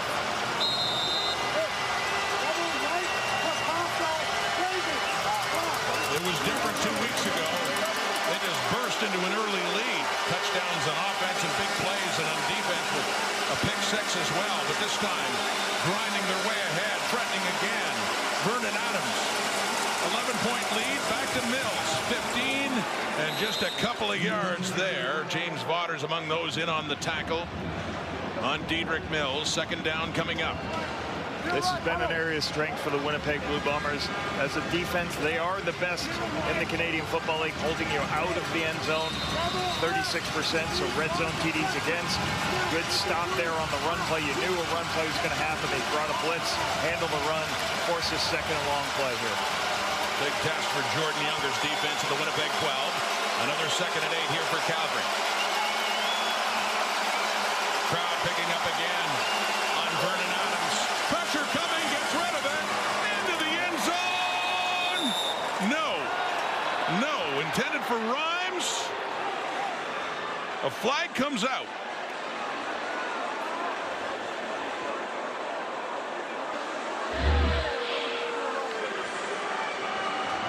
Once again, Vernon running away from the free rusher. There's a blitzer off the edge. Throws it to the middle of the field. Throw to your big receiver in the middle of the field versus blitz. That's what they used to do to Milt Stegall to get his 23-yard touchdown. Winnipeg, number 31. Spot of the foul. Automatic first down. But even when it goes wrong for Calgary, it goes right. They're down in a 1st and goal at the 3. And obviously a killer when you get this penalty inside the goal line. Winnipeg wanted to pressure. They wanted to speed things up. Holm gets the penalty in the end zone, which is going to lead to a touchdown 90% of the time. Again, he's got all that field. He's got to be inside and outside. Just that right hand. There's pretty good coverage there. Whether there's a tug on that right hand they can see. Not much. Threatening the end zone again. Quick throw. There it is. Dominic Rhymes gets his touchdown 1 play later. Stampeders in the end zone again as the boos rain down now. Frustrated by what Calgary has been doing to their Bombers tonight. The first touchdown for Dominic Rhymes as a Calgary Stampeder. Great veteran quarterbacks see when defenses are out of position. You have two receivers line up to the right. You have only one football player to the right with. Evan Holm has to split the difference. Vernon recognizes it immediately, throws it all the way outside for the touchdown. So great recognition, hey, that the Bombers are misaligned. I'm just going to take the ball, throw it outside. Point after Paredes. And now it is Vernon Adams and the Calgary Stampeders looking to improve to 5-1. Liking their chances a lot more now. Yeah, Stampeders and a celebration for another touchdown. Calgary Stampeders, all smiles for Dominic Rhymes. His first touchdown as a Stampeder, and here's how it happened, Lapo. When you can't get aligned with a little, not sure, they couldn't figure out the formation, but you had two receivers there. That's the first thing you teach your quarterbacks. Hey, take a look on the outside, make sure everybody's covered down. When they're not, just pick the ball up and throw it outside. Eat the easiest touchdown you can get. So good vision by Vernon Adams, seeing the picture. As Paredes will get set to kick it off. Vernon Adams 16-24 now, 268, 3 touchdown passes and 1 intercepted, and it's a 31-13 lead. Winnipeg football. Cody Case on the returns with the injury to Trey Babel, and it's Case getting it up across the 45. Well, what a job tonight for the Calgary defense. There's their coordinator, Bob Slowick, who is quite a sports family, Britt Dort. Yeah, you could say the love of the game runs deep in his family. Of his 3 sons, all 3 work in football operations in the NFL. His oldest son, Ryan, with the Miami Dolphins as a DB's coach. His middle son, Bobby, also with the Miami Dolphins. He's more as a passing game coordinator, though. Their youngest, Steve, works for the 49ers as a pro scout. But perhaps I got to give the biggest nod to his wife and, of course, the mother of all those boys. She's a famous known hurdler from her time in her college career. She was actually ranked 2nd worldwide in the 50-meter, guys, and she held world records in the 60-meter. Very impressive. Impressive indeed, Brett, and coached as well, track and field coach. And he had said, I think the best coach in the family might be Carroll. That's quite a family, the Slowicks, and he's got to love what this defense has been doing this year. Calgary Stampeders picked off quickly, touchdown. Damon Webb, who does it again. 2nd straight game against Winnipeg that Damon Webb has himself a pick 6, and the onslaught just continues. Film study is what gets this done. Damon Webb recognizes the formation is going to be, hey, a quick screen on the outside, and he just guesses and says, I'm going to go take it. You can see him at the left of our screen. He's just going to run downhill, and I'm going to go right in front of where the screen is and get the pick. That's great film study by Damon Webb. Another interception for a touchdown for him. He's got 2 in 2 games versus the Bombers. Ohio State product, came over this year from the Ottawa Redblacks. Started in Saskatchewan, went to Ottawa, first year in Calgary. Point after Paredes and Webb. One of those veterans they brought in and just wholesale changes to that Calgary defense. Webb, Derek Moncrief, Flower Imolade, but Webb, well, it was early in the game at McMahon against Winnipeg that really got it started. This one's in the 4th quarter. We're going to put this game on ice. Not just an interception machine, a pick 6 machine. A couple of weeks ago, late 1st quarter, Damon Webb steps in front of that one. Off Zach Collaros, takes it in for a touchdown. And he's done this a couple of times before, back in his Ottawa Redblacks days, Lapo. Yeah, if you don't remember, he had 2 interceptions for touchdowns against Chad Kelly in a big win for Ottawa over the Argonauts last season. So he continues to add to that. There's the old spider web symbol for Damon Webb. One of the great seasons so far in the Canadian Football League at a defensive back position. Damon Webb, 5th year out of Ohio State, and that's his 3rd interception. He's set 2. All 3 going for touchdowns too. Cody Case on the return. Big hole Bombers now. Case gets it up across the 45 at 38-13. A 25-point lead. Calgary 2 weeks ago beating the Bombers by 21. So a lot of work for Strepler to do now. As discussed earlier, they proved they could move the ball, but you look back now, Lapo, another interception. Not for a touchdown, but that one by Adrian Green that saved a touchdown looms so incredibly large now as well. Start of the third quarter, the Bombers defense holds Calgary to 2 and out. And then the Bombers drive the length of the field, but that critical error, the interception, takes points off the board. Down a lot, but Brady Oliveira's running and picking up a lot of yards too. Gets it all the way to the 45 of the Stampeders, and a big first down for Winnipeg, and they got to start watching that clock and racking up points in a hurry. Yeah, they're still, they want to get rhythm. They only have 1 touchdown. They need more, so they do have to start getting plays. You can still huddling, even though they're down a lot, because I think they just need rhythm for that first touchdown before they start doing their no huddle stuff. The fake at the 46 and the throw by Strevler, completing it to Carrick Wheatfall down around the 40. A 2nd and short coming up here. The turnover battle has been great for Calgary this season, and certainly on this night. 4-1, they have the edge, and those 3 interceptions, especially 2 for a touchdown for Calgary and 1 denying a touchdown by that man Adrian Green. And ask Bob Slowick about that. How did you flip from the worst worst takeaway team to the best? Talked about his coaching staff. Has done a really good job coaching up, making sure they take the football away, they work it. Usually in football, Rod, you get what you practice, you get what you emphasize. They've been emphasizing taking the football away in Calgary. So Baron Miles there. You see defensive back coach. And yeah, Slowick had an interesting point. He talked about you have a long NFL career. How have you liked the CFL? I love the players. I love that we play a lot of football games. And he's praised the coaching staffs in the Canadian Football League. How good they were and how good things happened. Well, Strepler keeps to get the first down, but overall, what a great job by an elite defense right now. Bob Slowick's Calgary Stampeder defense. You look at that, allowing 1 TD or less since 2006. Well, that's 5 games from the start of the season. It's been remarkable so far for Calgary. The Bombers only 1 TD so far. That was Nick Dembski. 13 points on the board. A couple of field goals by Sergio Castillo.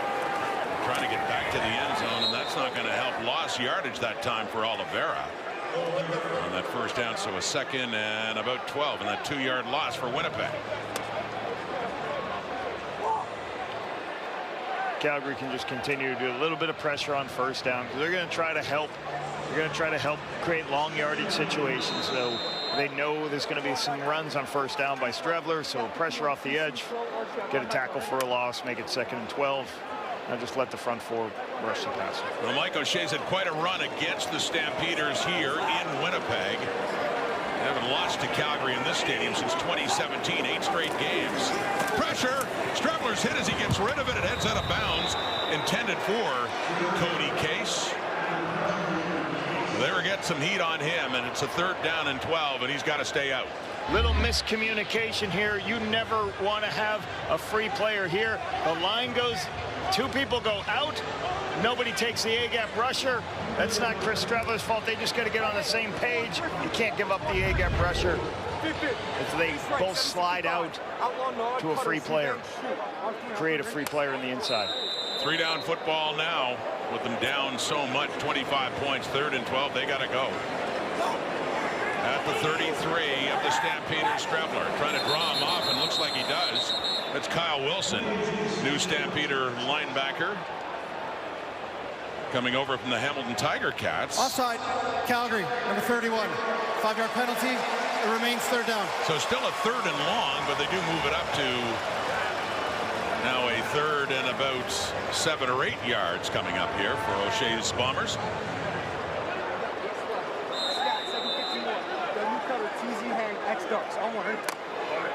3rd and 7.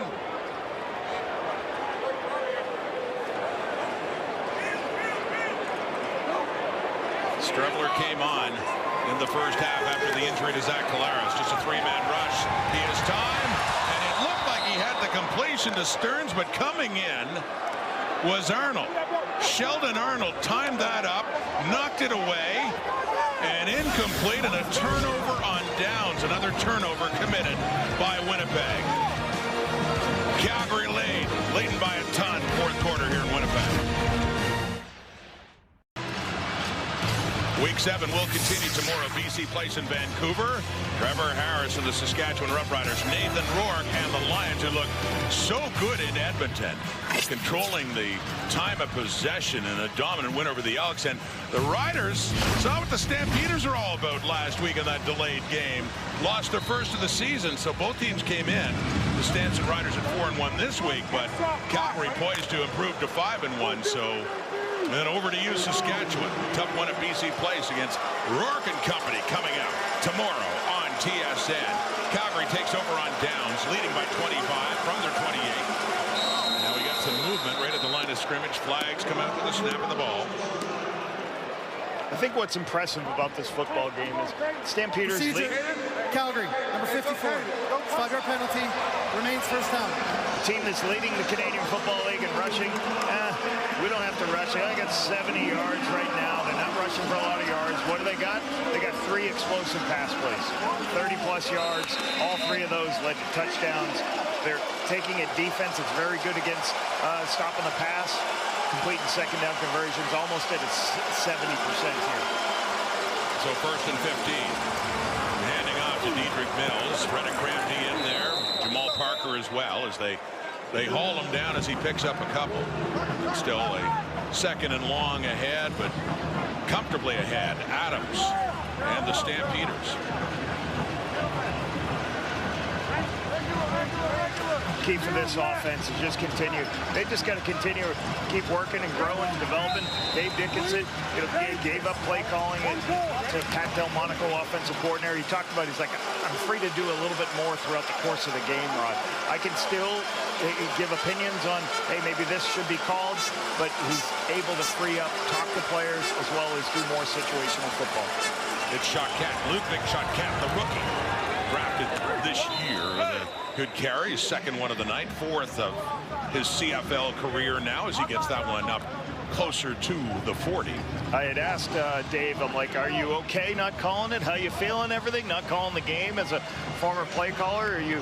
He's like, no, I've enjoyed the process. We still meet and talk about how you game plan and things, but on game day, I can bite in if I want to say, hey, maybe we run this, maybe we run that, but normally I'm just kind of listening and observing.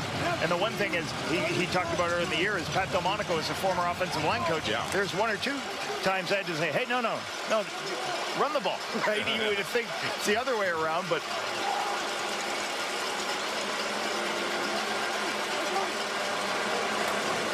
back to Choquette instead of Mills. Choquette, the running back, he gets it over the 40 on that first down play. But yeah, lots of explosive plays. So this is a flashback to me in 2019, and we talked about explosive football plays and how important it was. So this is a poster in our meeting room as Daniel Peterman, former, and you see that when you look at these stats right here, when you have a big play in a drive, you have 5 times more likely to score. That's why it's so important with this 2-down football, long fields, that you got to get explosive plays. We talked about it tonight. 3 explosives for Calgary Stampeders, 3 touchdowns, all on those drives for the win. Including a couple of touchdowns for the rookie, Damian Alford. Running the ball, Choquette again. Well, he had a bit until he met a wall named Kyrie Wilson, who pushed him back, and a 3rd down is coming up here for Calgary. And as you try to go figure that, Winnipeg, as a play caller, you're like, well, what do you do? How do you change that? How do you create more big plays? You kind of did what Calgary did. They had a couple underneath throws with a deep play downfield, and Vernon can turn on or turn off based on the picture of the defense. And you got to have a quarterback you trust. And the thing you always talk to the quarterbacks, just because I've called a double move or a deep play doesn't mean you throw it. Look at the picture. If the picture's there, throw it. You can see Pat Delmonico, offensive coordinator, play caller, getting a congratulations, Pat from VA. Really good relationship building here in Calgary for VA. There's Cody Case back for the punt from Mark Bassett. Big play, VA. was a nickname he'd earned early in his days in the CFL, and certainly in keeping with that tonight, because that one takes a bounce out of bounds, and they'll take over. Winnipeg does. But you know, remember the start he had Lapo before Nathan Rourke came back, actually before he got hurt. Yes.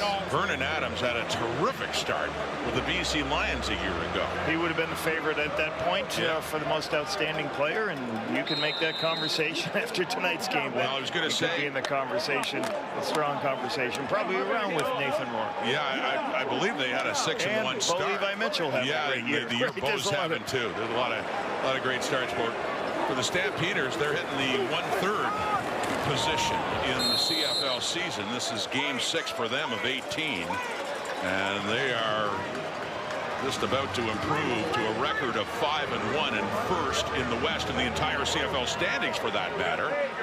He's a guy who's enjoying being a part of it. And Damian Alford, Winnipeg 37 now in a 2nd and 3. It falls before Kevin's Claricius, and that one is incomplete, and the warning is given. But a lot of the damage has been done already by the Calgary Stampeders, looking for their first win in Winnipeg in 8 years.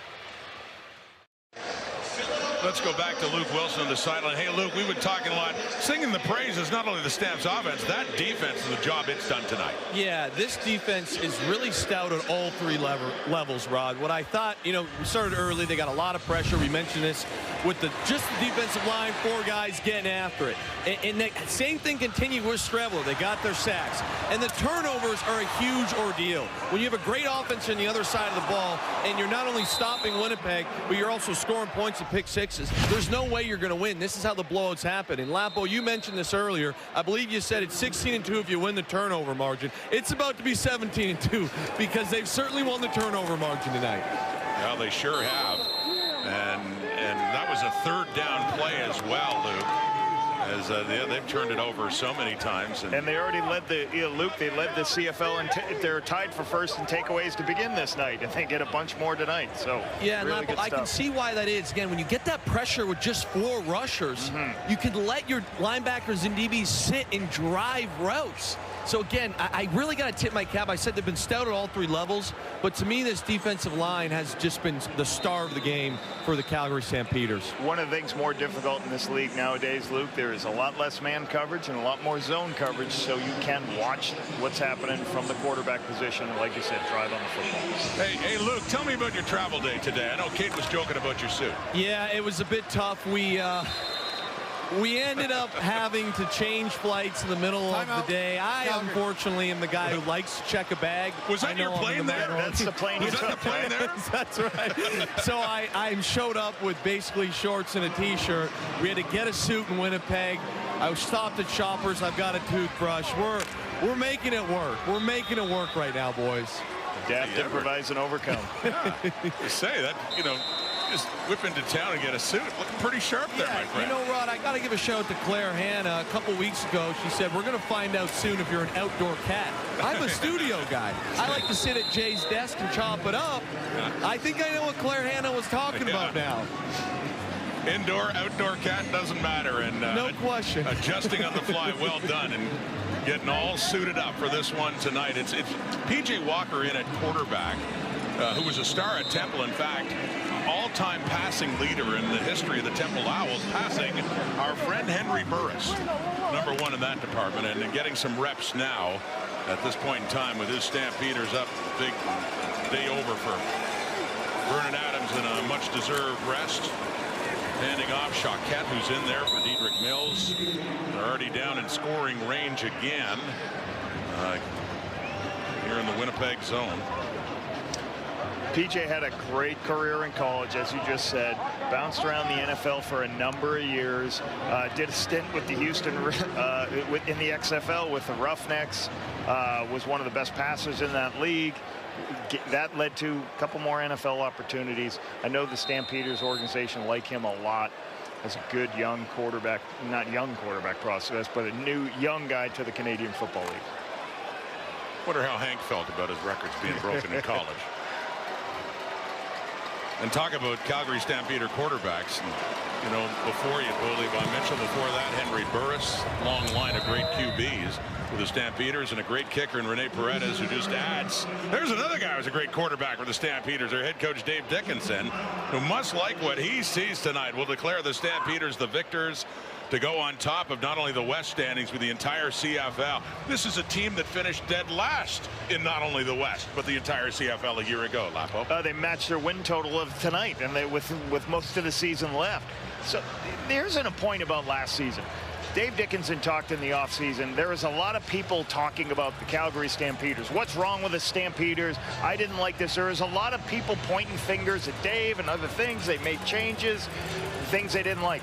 One, the organization listened to the players on some. They got a bad report card on some things. Food, and the organization tried their best to fix it. But Dave had a great point in the offseason. He said, listen, when you don't win, nobody's happy. No. So everybody's complaining. Everybody's basing blame. We just got to put our head down, go to work. We listened to the players. He praised Jay McNeil and the organization for making some changes to help things for their players, and they just started a new season, and it's paid off very well. I was talking to the guys in the panel before this game. Have you ever seen a team change so much and get this good so quickly? Yeah. Not a common thing. I guess the thing that first of all helps is they got a franchise quarterback. Yeah. So, you know, sometimes part of the change too. Yeah, like sometimes that just doesn't happen to you, that all of a sudden a franchise quarterback comes available and you're able to bring him into your organization. And then the big thing for me is how different this team looks defensively. Yeah. And where it's almost entirely new, including some experienced guys they brought in. As you started the season, you would have said, who are the best teams in the league? You always start with who are the best defenses in the league. So coming into last season, you talked Montreal, Saskatchewan, Winnipeg were the top defenses. So that's where you start. Who are the best teams? How this is happening? Calgary's done a great job. And if you watch this, watch how excited he is on this play.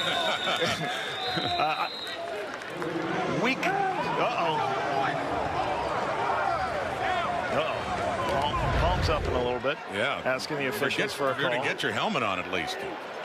Winnipeg 37, first down and counting down, under 2 minutes to go. That's complete to Dembski. Wow, things could have been different, couldn't it, for Winnipeg early on. Dembski had a big catch from Zach Collaros, 75 yards. He had over 100 yards receiving in the first half. Collaros ended up getting hurt. That drive was snuffed out by an interception shortly after, but Dembski later scored a touchdown. And things weren't looking that bad for Winnipeg in a close game, but Stampeders in the second half just took off. Carrick Wheatfall on that catch. For Winnipeg, they've got to find a way to incorporate. They've got to make sure they can get Brady Oliveira on track. They've got to make sure they can get easy plays for Strevler to operate. And they just got to continue to grow defensively. They're giving up a lot more points than they have in the last 2 years defensively. You look at these two head coaches. You saw Mike O'Shea there and Dave Dickinson before, the longest current tenured coaches in the CFL. Strevler, throw, and gets it to Oliveira down inside the 30. But you know, O'Shea started with this team in 2014. They won a couple of Grey Cups. They've been to 5 straight. And the team in the West before his Bombers was Dickinson's Calgary Stampeders, who went to the Grey Cup the 3 previous years, winning it in 2018. And they went 4 times in 5 years, went to the Cup. Edmonton's the only other team in the West that's been to the Cup in over the last decade. But for Dickinson, it was back in his second year as head coach of this team when they won in Winnipeg and hasn't won since. 8 straight losses. About to see that streak come to an end tonight. And interesting, after that 8 straight losses, before those 8 straight losses, they had 8 straight wins over Winnipeg. Right. So they were the team to beat. They had great defense. They had Bo Levi Mitchell. They had a very good football team. And that's the last win, 2017. I wasn't a happy guy. I was going to say. I was like, what's going on? What happened in this game? You were the offensive. Who was calling the plays on offense? Yeah. It was probably terrible. My God. Oh, my friend, you had a very good run. Both as head coach of this team in Winnipeg before Mike O'Shea going to the Grey Cup back in 2011, but winning the Cup in 2019. And there's John Huffnagel. But I can remember, Rod, in those days, like, this was the team. The Calgary Stampeders did everything well. They won games early in the season. They won situational football. And that was everyone's trying to chase what Calgary would do. And it is so hard in the Canadian Football League to try to go to the playoffs when you don't have first place. If you get that first place, one game with the bye, Calgary seems to be at the top all the time. Message there. Our 6-year-old boy, Vernon Adams. End zone look, Strebler, and a touchdown for Cody Case. As mentioned, Case back in his first year as a freshman at South Dakota. Got 5 touchdown passes, a school record for touchdown receptions, and his quarterback, who was in his senior year, was Chris Strebler. They connect again. Yes, 2008. Yeah, Strebler was a senior. He was a freshman. Asked him about that today. He said, oh, a talented, athletic, fast guy. A little bit of miscommunication you can see right there. 2 players in man coverage, both cover the underneath route. That's why guys get open. So sometimes they miscommunicate when they're in man coverage. Leaves the deep one open. You never want to leave the deep one open, right? You want to throw the underneath one, right? Both guys cover the deep one. But nice catch by Cody Case, adjusting to the football a little bit far inside. Got in 3 games last year. This is first taste of action with the injury to Dalton Schoen in 2025. And there's another thing we can say for the first time since 2017. Strebler to Case and a touchdown. Yeah, Strebler in 2017, that season actually finished number 2 for their Walter Payton Award, which is the Division I AA Heisman Trophy. South Dakota Coyotes. South Dakota Coyotes. A little bit of conversation. So usually what happens when you're going tempo like this and you're going fast and playing fast, the 2 defensive backs here, they're not sure who they're covering. They miscommunicate. See it right there. That's what happens. You got to be on task. I know it's late in the game, but I'm sure Coach Sloak will be talking about the guys. Hey, when they're playing fast on offense, we got to be faster with our communication on defense. Gives up the touchdown. He hung on there, did get the grab for Case in his second year.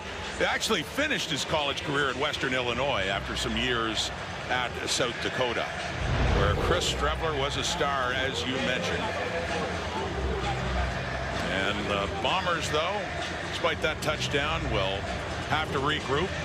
And they've already had 2 byes the way the scheduling worked off. They had the bye in week 1. They had the bye last week as well. They're in Toronto next week to face an Argo team that can certainly stand a victory after another loss by the narrowest of margins against the Alouettes in Montreal last night. Winnipeg kicks off. Calgary still comfortable, 41-20. 21-point lead. 2 weeks ago, Stampeders won by 21. P.J. Walker coming on, and for Winnipeg, started with a couple of games against the Lions, then Edmonton, and now a couple against Calgary, yet to face an Eastern team, and that'll change next week, as mentioned, against the Argos in Toronto. I will say this for Calgary. You talk about how do we get to the first? How do we get in the conversation? People talk about, hey, are they for real? Well, they beat the Saskatchewan Roughriders. Yes. In Saskatchewan. They've beaten the Winnipeg Blue Bombers, who've won the West 5 years in a row. So they are beating the best teams in the last couple of years, and they're starting to say, hey, we're in the conversation. We are the best team in the West. There's a big run by Shotcat. Still going as Evan Holm helps wrestle him down after he works his way up across the 45, making the most of his opportunities. They rest Dedrick Mills. But yeah, the only blemish on the Stampeders record was the Ottawa Red Blacks back in week 3. That's Ottawa's one victory. Shotcat's a little smaller football player, but you can see what you like about him. His balance and his quickness, how he cuts across the grain right there, right behind his offensive lineman on their double team. Good young future for that football player. Victory formation, and what a victory it is for the Calgary Stampeders.